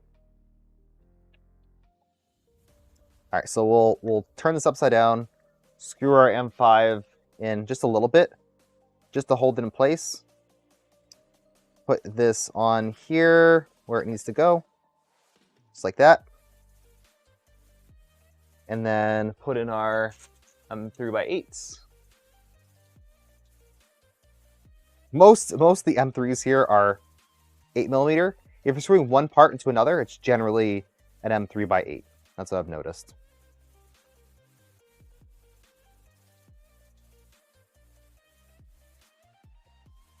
That goes in like this. And again, we're going to loosely screw this in.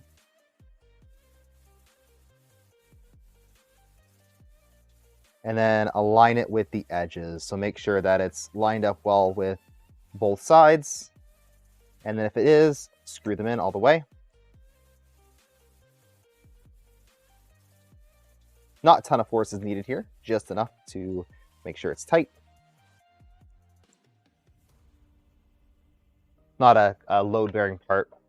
So I believe that the screw is held in by the part, so we're free to remove this now. Yeah, and then it'll stay in place. Just for that initial alignment, I just put that screw in there to make sure that it didn't fall out. So now we need to install the feet. And I would typically use the big round feet. I think they're called amplifier feet. But West3D has shipped the smaller feet with this. It doesn't matter. They both do the job. And I don't know if there's a difference between one or the other. Personally, I like the look of the larger feet. But these will work just as well. So you're going to insert the screw into here. That's a 3mm or M3. So let's get that screwed in. And this part's very important. You want to make sure that there's no rubbing. So you want to make sure that nothing you just did is causing the screw to press onto here. I don't think that's the case for this, but that's something worth checking, making sure that this whole thing moves without resistance, and does not. So perfect. That's one of the assembled feet, and now we need to actually put it onto the printer. Cool. So it takes M3 by 40. Grab those. I'll bring them up front. M3 by 40. I don't think I've touched those yet. There's a lot of different size M3 fasteners. They can't all be the same. And there's a few of each. So M3 by 40. Let's grab our printer and identify the front. So this is the front of the printer. And we'll take this right here. So this is still the front. We'll take this and you'll know which side it goes on. Because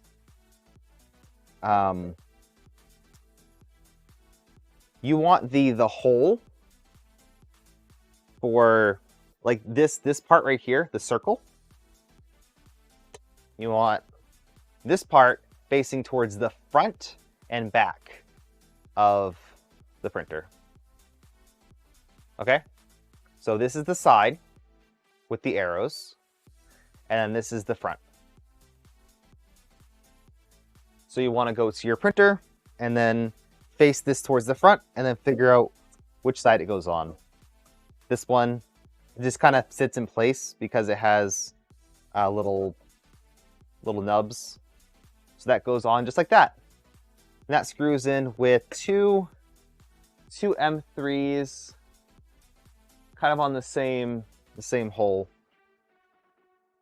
or the same location. So it's because these are all preloaded nuts, we will need to slide over two. Does the overhead work? Let's see. Yeah. So you'll have to slide in two. So 1, 2. Two of those nuts. So the far two. And then you'll want to kind of align them. So take this part and put it on this side of the frame. And then looking from above, line up the preloaded nuts with the holes. Okay? And then just place it on here. And hopefully the M3 by 40 screws will line up.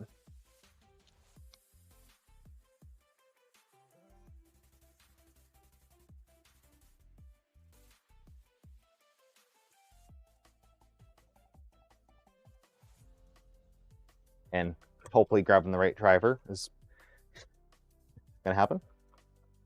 All right, let's see. Is that in? It is not.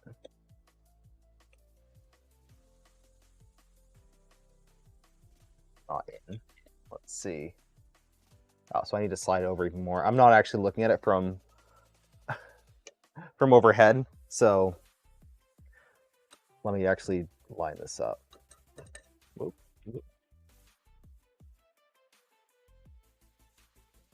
That one should go in just like that.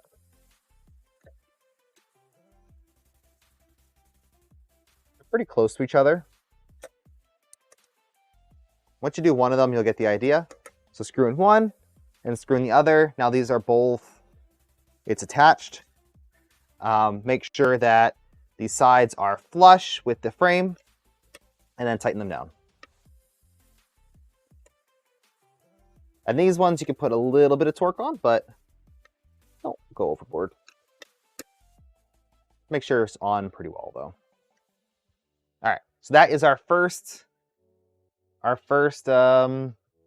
gear reduced Z idler Z gear reduced thingy. It's going to take the output of a motor and gear reduce it to get better resolution on the Z-axis and also provide torque to hold it up. Hello, Matt. Welcome in. So we're just going to repeat that 3 more times and call it good.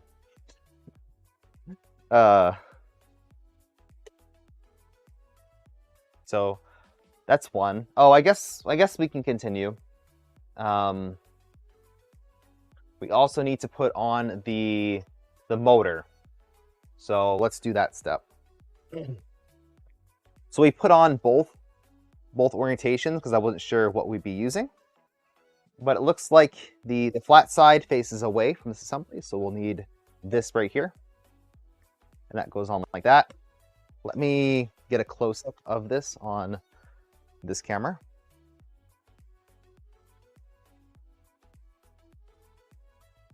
So you can see what I'm doing.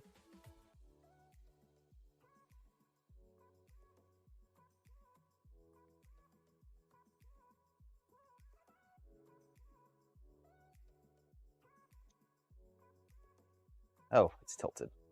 Of course it is.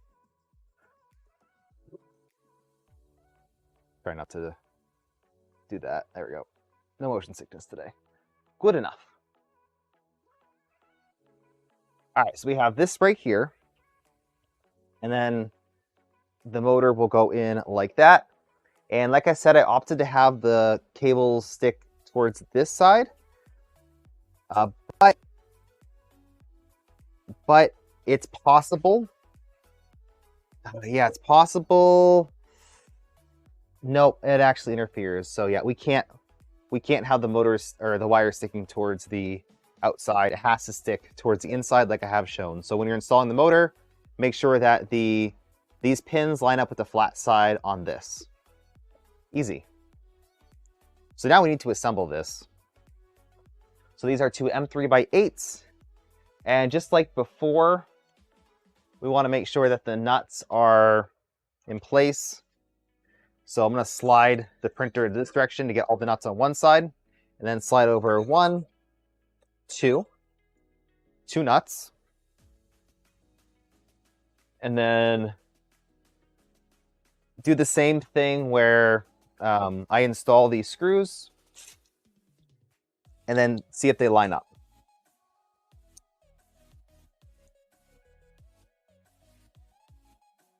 So we're going to put the belt around here and then kind of hold this up and then slide the preloaded nuts over. So we should be able to just drop this on and screw it in. Make sure that both of them screw in before going any further.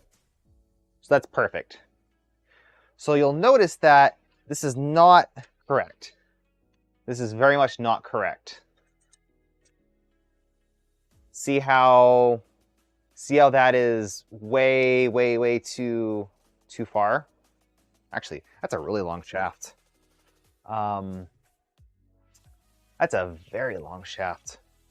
Wow. It sticks out of the frame.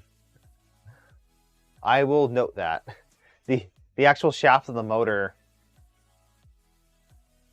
sticks out farther than the frame. Interesting. Lefty? No, I'm a righty, if that's the question you're asking. So I'll run with this. But my recommendation would be either switch motors to a shorter shaft or just use a spacer to push this motor back. But I like this mount as is. So let me move the pulley, make sure it actually works. We almost need to put it all the way towards the inside. Yeah, and then tighten that down. So we only need about that much length on the shaft. Interesting. So that's kind of what it looks like. Now, note that it is not tensioned yet.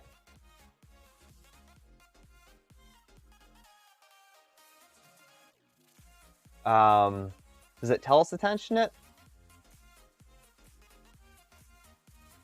Not really. Skirt geometry should be flush with the top of the shaft. Should be fine. Okay, we can check that. We can definitely check that. So this is the skirt piece. Oh, cool! It has built-in stuff you have to remove. So is this the right one?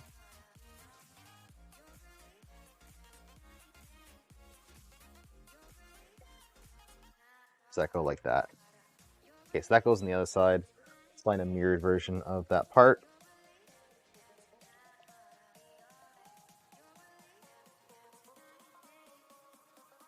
Looks like this one. Cool. So let's see.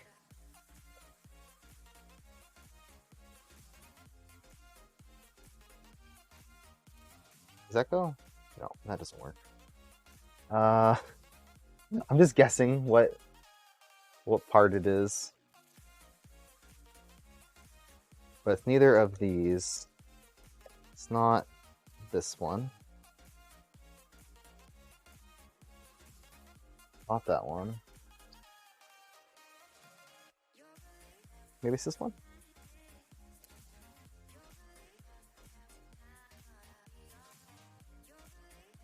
Look at the CAD real quick.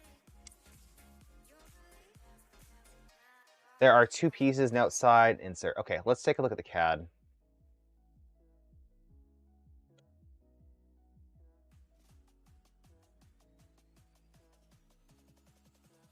But I just want to make sure that that's not going to be an issue. Again, this is a beta build, so specific parts might conflict, and that's what I'm here to test. Okay, so looking at the CAD, I'll show you a few things. Number one, this is kind of what it looks like. Let me just hide the panels, so they're invisible. So that's the back of the printer. Here's the front. So there's this little piece here. Okay, yeah, it does stick out. Interesting. Huh. I didn't actually install that part in my 2.4. So, yeah, that does, the motor shaft does seem to stick out. Okay, good to know. So what part are we using? Oh, the whole skirt sticks out? No. What part is this? Oh, is that a one piece? Shouldn't be, because we have, oh, unless I printed the wrong one. I might have printed the single piece. Yeah, I might have printed the single piece. What is this piece right here? Let's hide this part.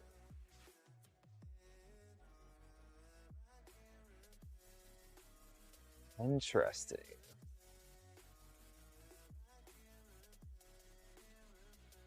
I don't know what's going on here. What part was that?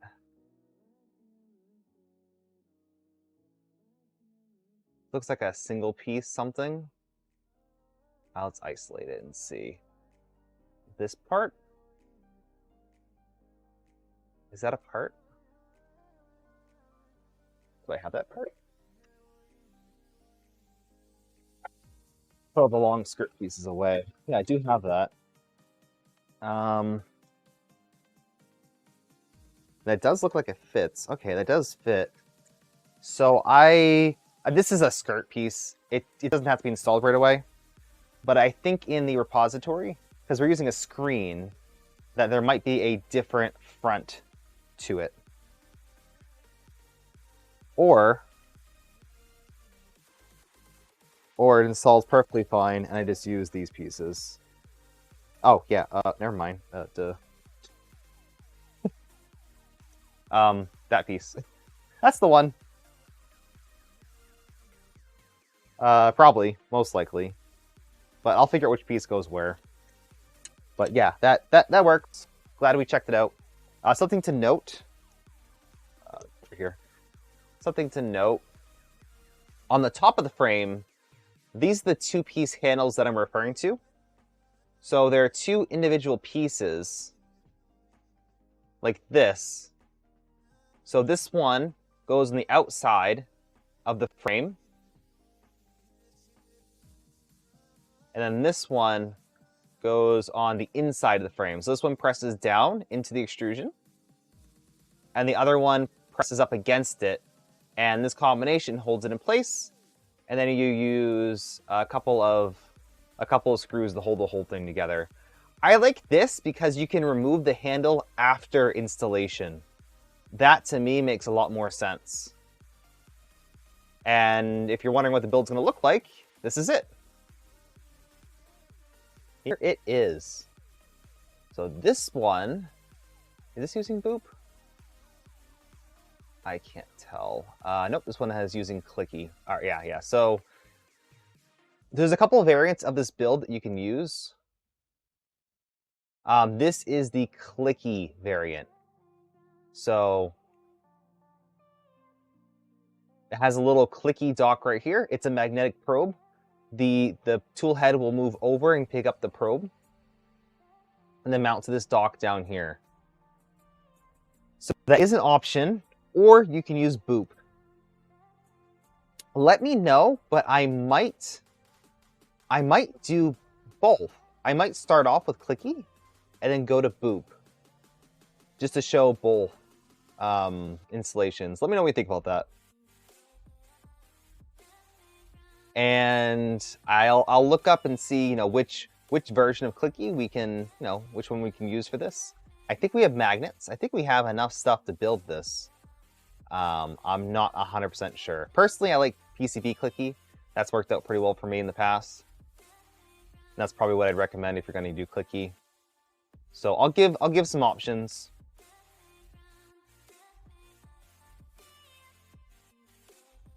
All right. Go to front. Yeah, I see what you mean by that. On the 2.4, there's like a little cover plate, but the actual motor pulley is exposed. Makes sense. On the Micron, it's just covered up. Think about the Micron as, or the way I think of it, it's a small upgraded 2.4. So if you were going to build the 2.4, you should take all the stuff that this comes with and then apply it to the 2.4. That's generally how I see it. Pull the skirt pieces in the box because we do not need any of those at the moment. I'll probably install them after we get everything working. But yeah, skirts are generally a last thing. In fact, a lot of people print skirts on the printer after it's built. So that's what you call an aesthetic part, a non-functional part. And some kits, when you get a printed parts kit, will not come with skirt pieces. So let's get this finished up. So I kind of just screwed it in, but we're not done here. This does not have a specific way of tensioning, but you see how much slack there is in this right here? That's too much. So what we need to do is loosen up these two screws right here.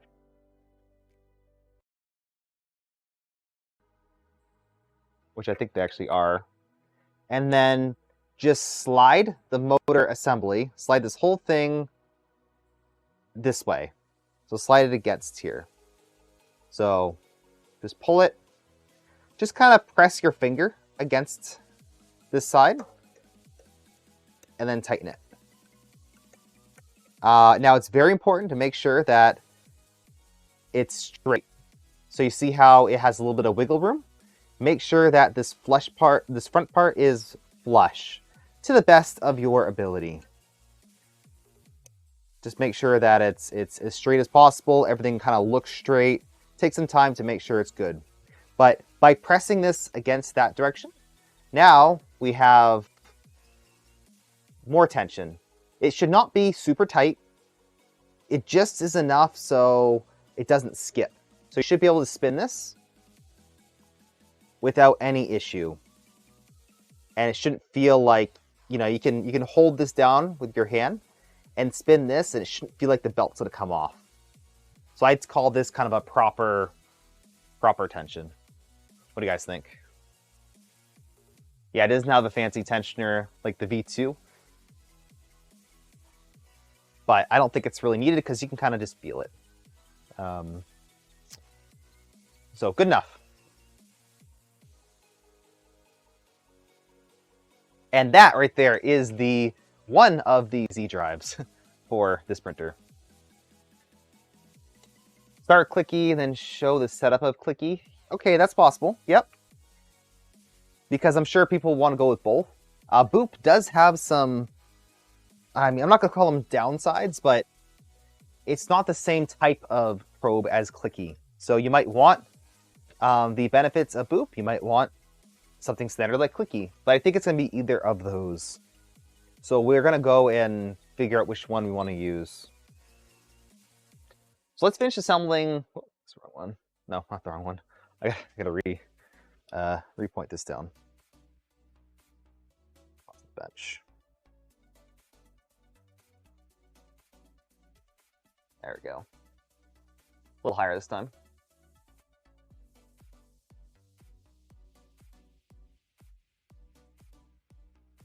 I don't have a camera operator. I am the camera operator. Did you leave a nut for the skirt? I did not. I did not. Okay. Yeah. Pause. Pause. Let's undo this. So what I failed to do was between here and here, there should be a preloaded nut. And that makes perfect sense. And I forgot. So thank you for reminding me. So I'm just going to remove this completely. And I'm going to slide one nut so it's in between. Move the other one back over and then slide another one. I'd say I can't believe I forgot that, but I also can because I'm not used to this whole preloading nuts thing. I'm sure someone's going to mess that up, so it's good to mention. Okay, and then once again, I'm going to get this, oops, get this so it's in straight. And retension it. Loosen it up, press it away from me. And then screw it in. At the same time, you want to make sure that the mini belt is kind of aligned with the gear. This printed gear is bigger than it needs to be, so it allows wiggle room where the actual belt is on the motor shaft. But I essentially just placed this. I pushed this pulley as far towards the motor as it could possibly go. So there's no real calibration. I just pressed it up all the way against it. So cool. Now it's a good time to recheck and make sure that the grub screws are tightened for this right here, and it looks like it is. So knowing that, we should be able to fly through this same process 4 more times. All right. So, from memory, let's redo this. So we need a shaft. We're going to work our way out. So let's press on these pulleys onto the gears first. So let's just press it on. Making sure everything is lined up. Lined up enough. Just like that. And I get all of these screwed in. We're just going to do the rest of them all together. So hopefully you guys are enjoying this. I certainly am.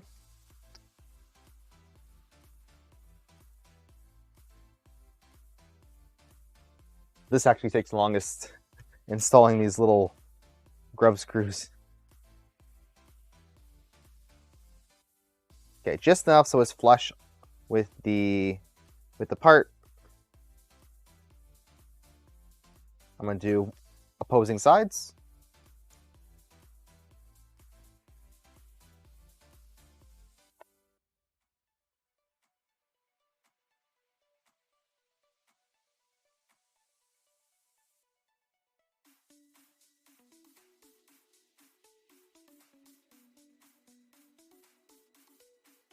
Okay. More.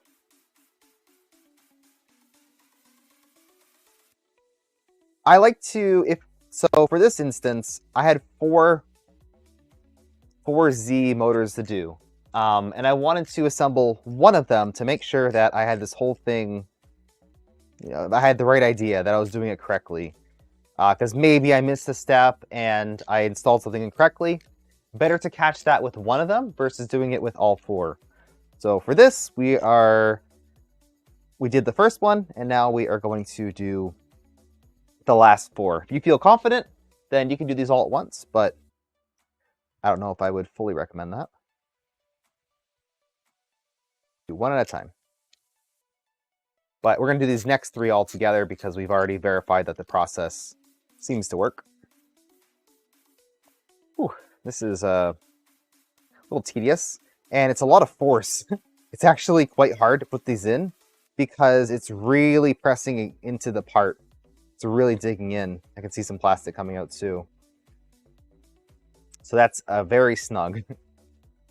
And I'll also note that there is a pouch version of this, so like a full metal CNC version. It does cost quite a bit of money, so that's why this kit doesn't include them. And honestly, these are perfectly fine to print. In my experience, they're perfectly fine to print. I think the precision on them is plenty good. Now, if you have a printer that is not quite up to spec and you're trying to print these gears, well, it might be better just to buy them, but that's up to you. That's up to you. And actually, it might be better to print these on a bed slinger to make sure you have a perfect circle. If you print them on a Core XY, you might not get a perfect circle because of how Core XY mechanics work. So let's make sure everything is well tuned before you go and print this. That's the idea. In one of the repositories, there is a screw and nut test print. I would recommend printing that.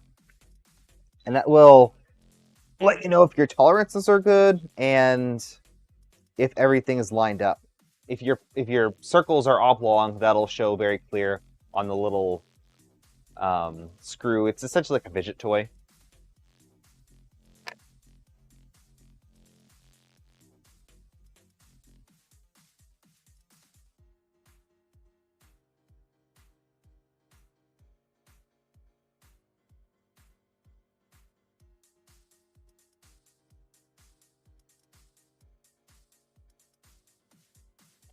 So I'll probably go and I'll build as much of this as possible.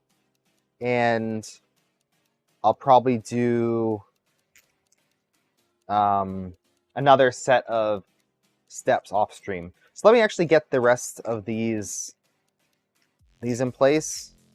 And then we're going to look at the instructions and see what's next. And I might call it here for the YouTube video. And I'll continue to stream and do an after party on Twitch. Because you've just watched me assemble this, so there's no real need to watch the other four. It's the same process, just mirrored.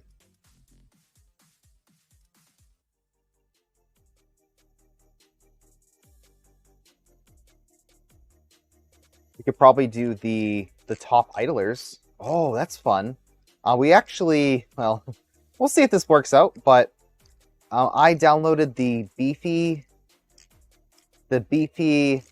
idlers.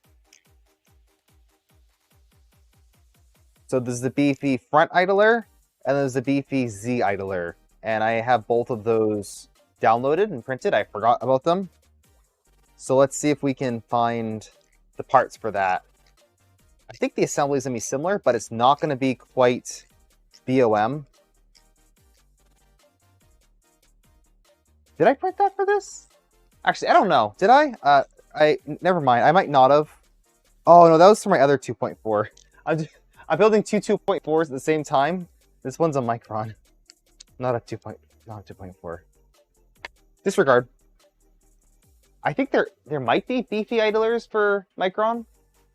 Maybe. I don't know. These don't really need beefy idlers, though. We'll take a look at the idlers. Just one more of these to go. Whew.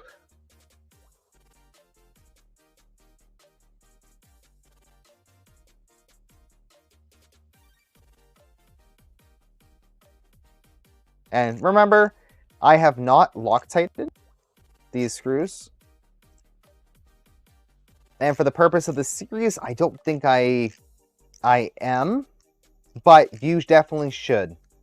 So every single one of these pulleys, you want to remove the grub screws, apply a very small amount of Loctite on the grub screws, and then reinstall them. Note that Loctite should never, ever touch a printed part because it will lead to cracking and failure on the parts. It seems a little bit ridiculous, but I've actually troubleshooted a few different failures, and they're from Loctite. The parts crack around where the Loctite touches. It's kind of crazy. So do not let it touch your printed parts. I will say that about 10 times. And do not use Loctite on this step right here because that's not the purpose of these grub screws. Remember, we're using it to press this against the printed part against the pulley. That's all we're doing here. Keeping very, very high tension on it. And again, I am tightening these so they're kind of flush with the part. As long as they're past the pulley, you should be fine.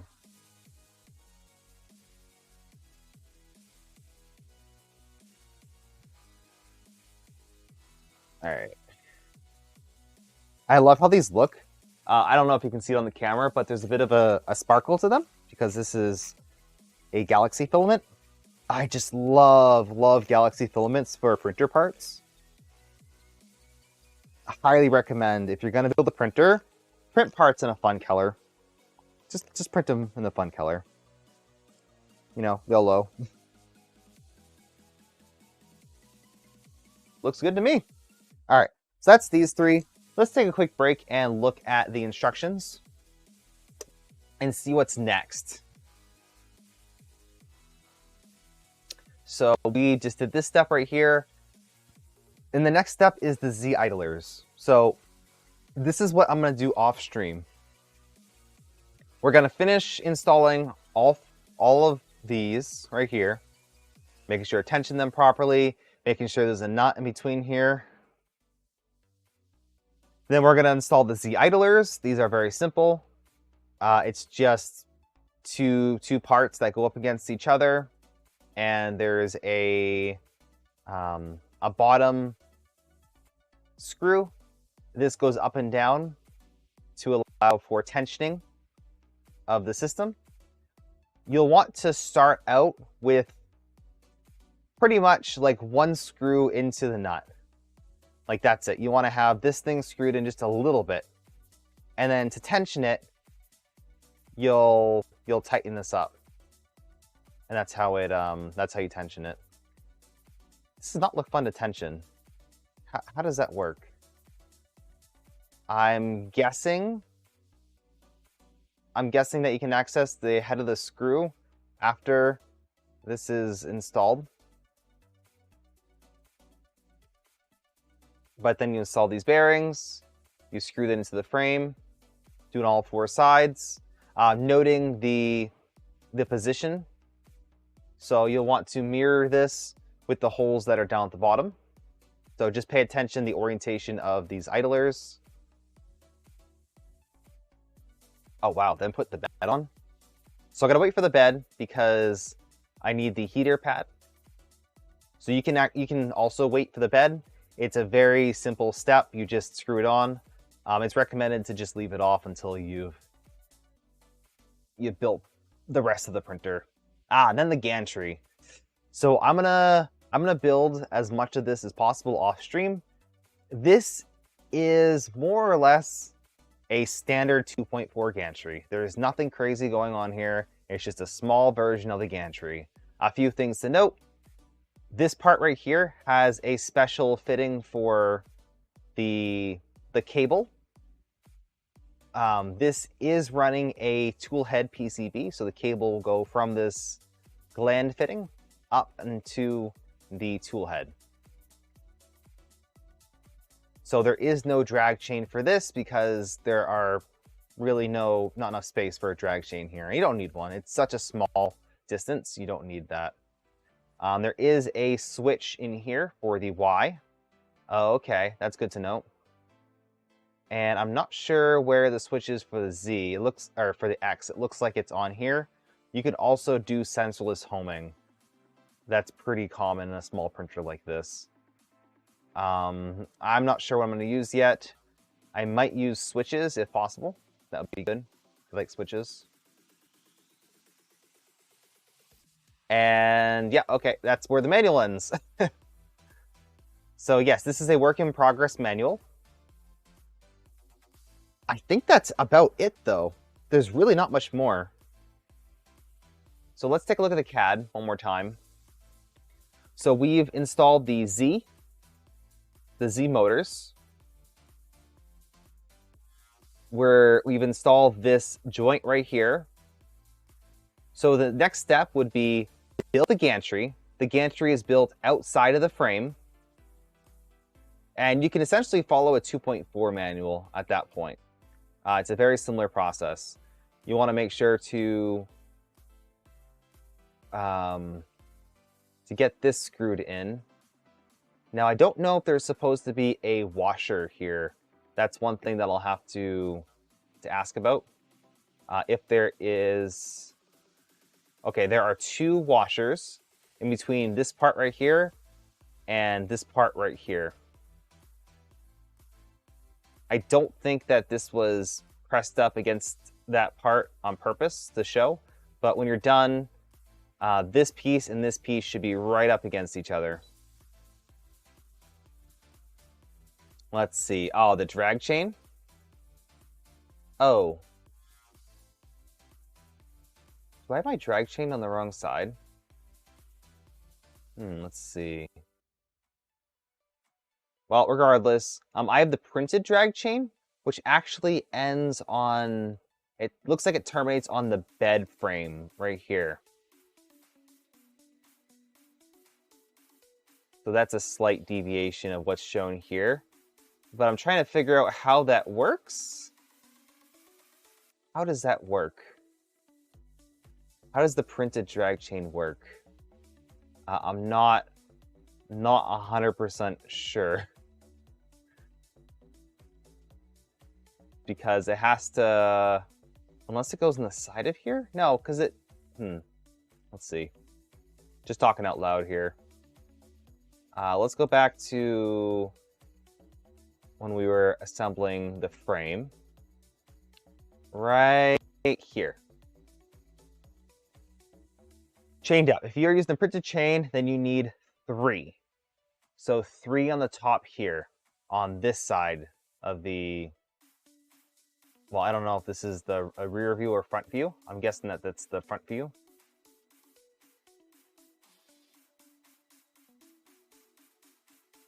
When using the printed Z chain, use the middle 2 nuts Okay.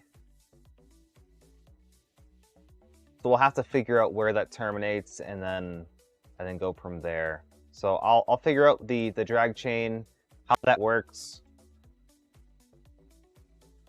The panels are pretty easy.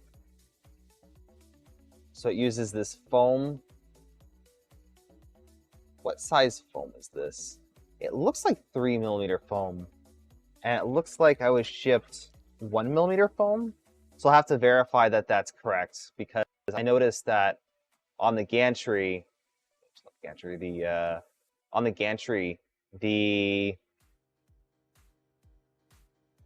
this sticks out a bit. Whoops. Yeah, this sticks out a bit. So good front. See how that sticks out? So the panels have to be offset a bit. You can see that this foam right here sticks out a lot. So I think that should be 3mm foam, but I'll have to verify that. And then that just uses these parts to screw it in. I'm not going to bother with any special clips because I'm probably not going to remove the panels from here. So that'll be that. And then the next step would be electronics. So once I get the DIN rails, I'll be able to mount those in there and then mount the electronics. Again, following what's essentially a 2.4 style build, just mini sized. So the Pi goes up here, the control board goes there, and then the power supply goes here with all the high voltage electronics here. In the final build, we'll switch the controller board and the relay, so it looks kind of like this. So all the AC wiring is over here.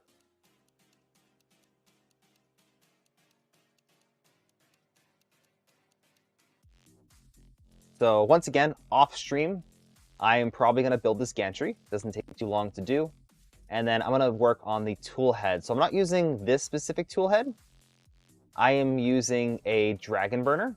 You can certainly use this, but you'll probably want to use dragon burner. It comes with larger fans and is overall a little bit more compatible with different types of hot ends and extruders. It's just nice to have. So I'll explain what I do as I do it. So I think that'll conclude the YouTube portion of this video, about 2.5 hours long. If you've watched this far, thank you very much. Make sure to like the stream. I'll give you a second. It's right down there. Leave a comment. I want to know let's see, what's a good question? What color frame? If you could pick any frame for this build, what kind of color combinations would you use? Would you go for a really fancy, like blue frame, gray frame, purple frame, white frame? Black and white build would look pretty cool. I'd like to hear your comments on color schemes because this is a fun little printer and it'll make a real good just decoration on any shelf. It's small enough you can put anywhere, and I really can't wait to get this up and running. So that being said, thank you all for tuning in. Make sure to check out the links in the video description if you want to purchase this kit. I will have a link to the page. I do have an affiliate link to West3D, so if you want to go through that, that'd be awesome. It does help support the channel and allow me to do other builds. I have a lot more planned, so make sure to stay tuned, both on Twitch and YouTube. Lots and lots of content. If you want to join my Discord, I have a link for that down below as well. Ask me questions. I have a Patreon. If you want to get one-on-one support with me, that's the best way of doing that. I'll walk you through any issues you might have to the best of my ability and get you up and running. So that being said, have a great night, good morning, good evening, and goodbye.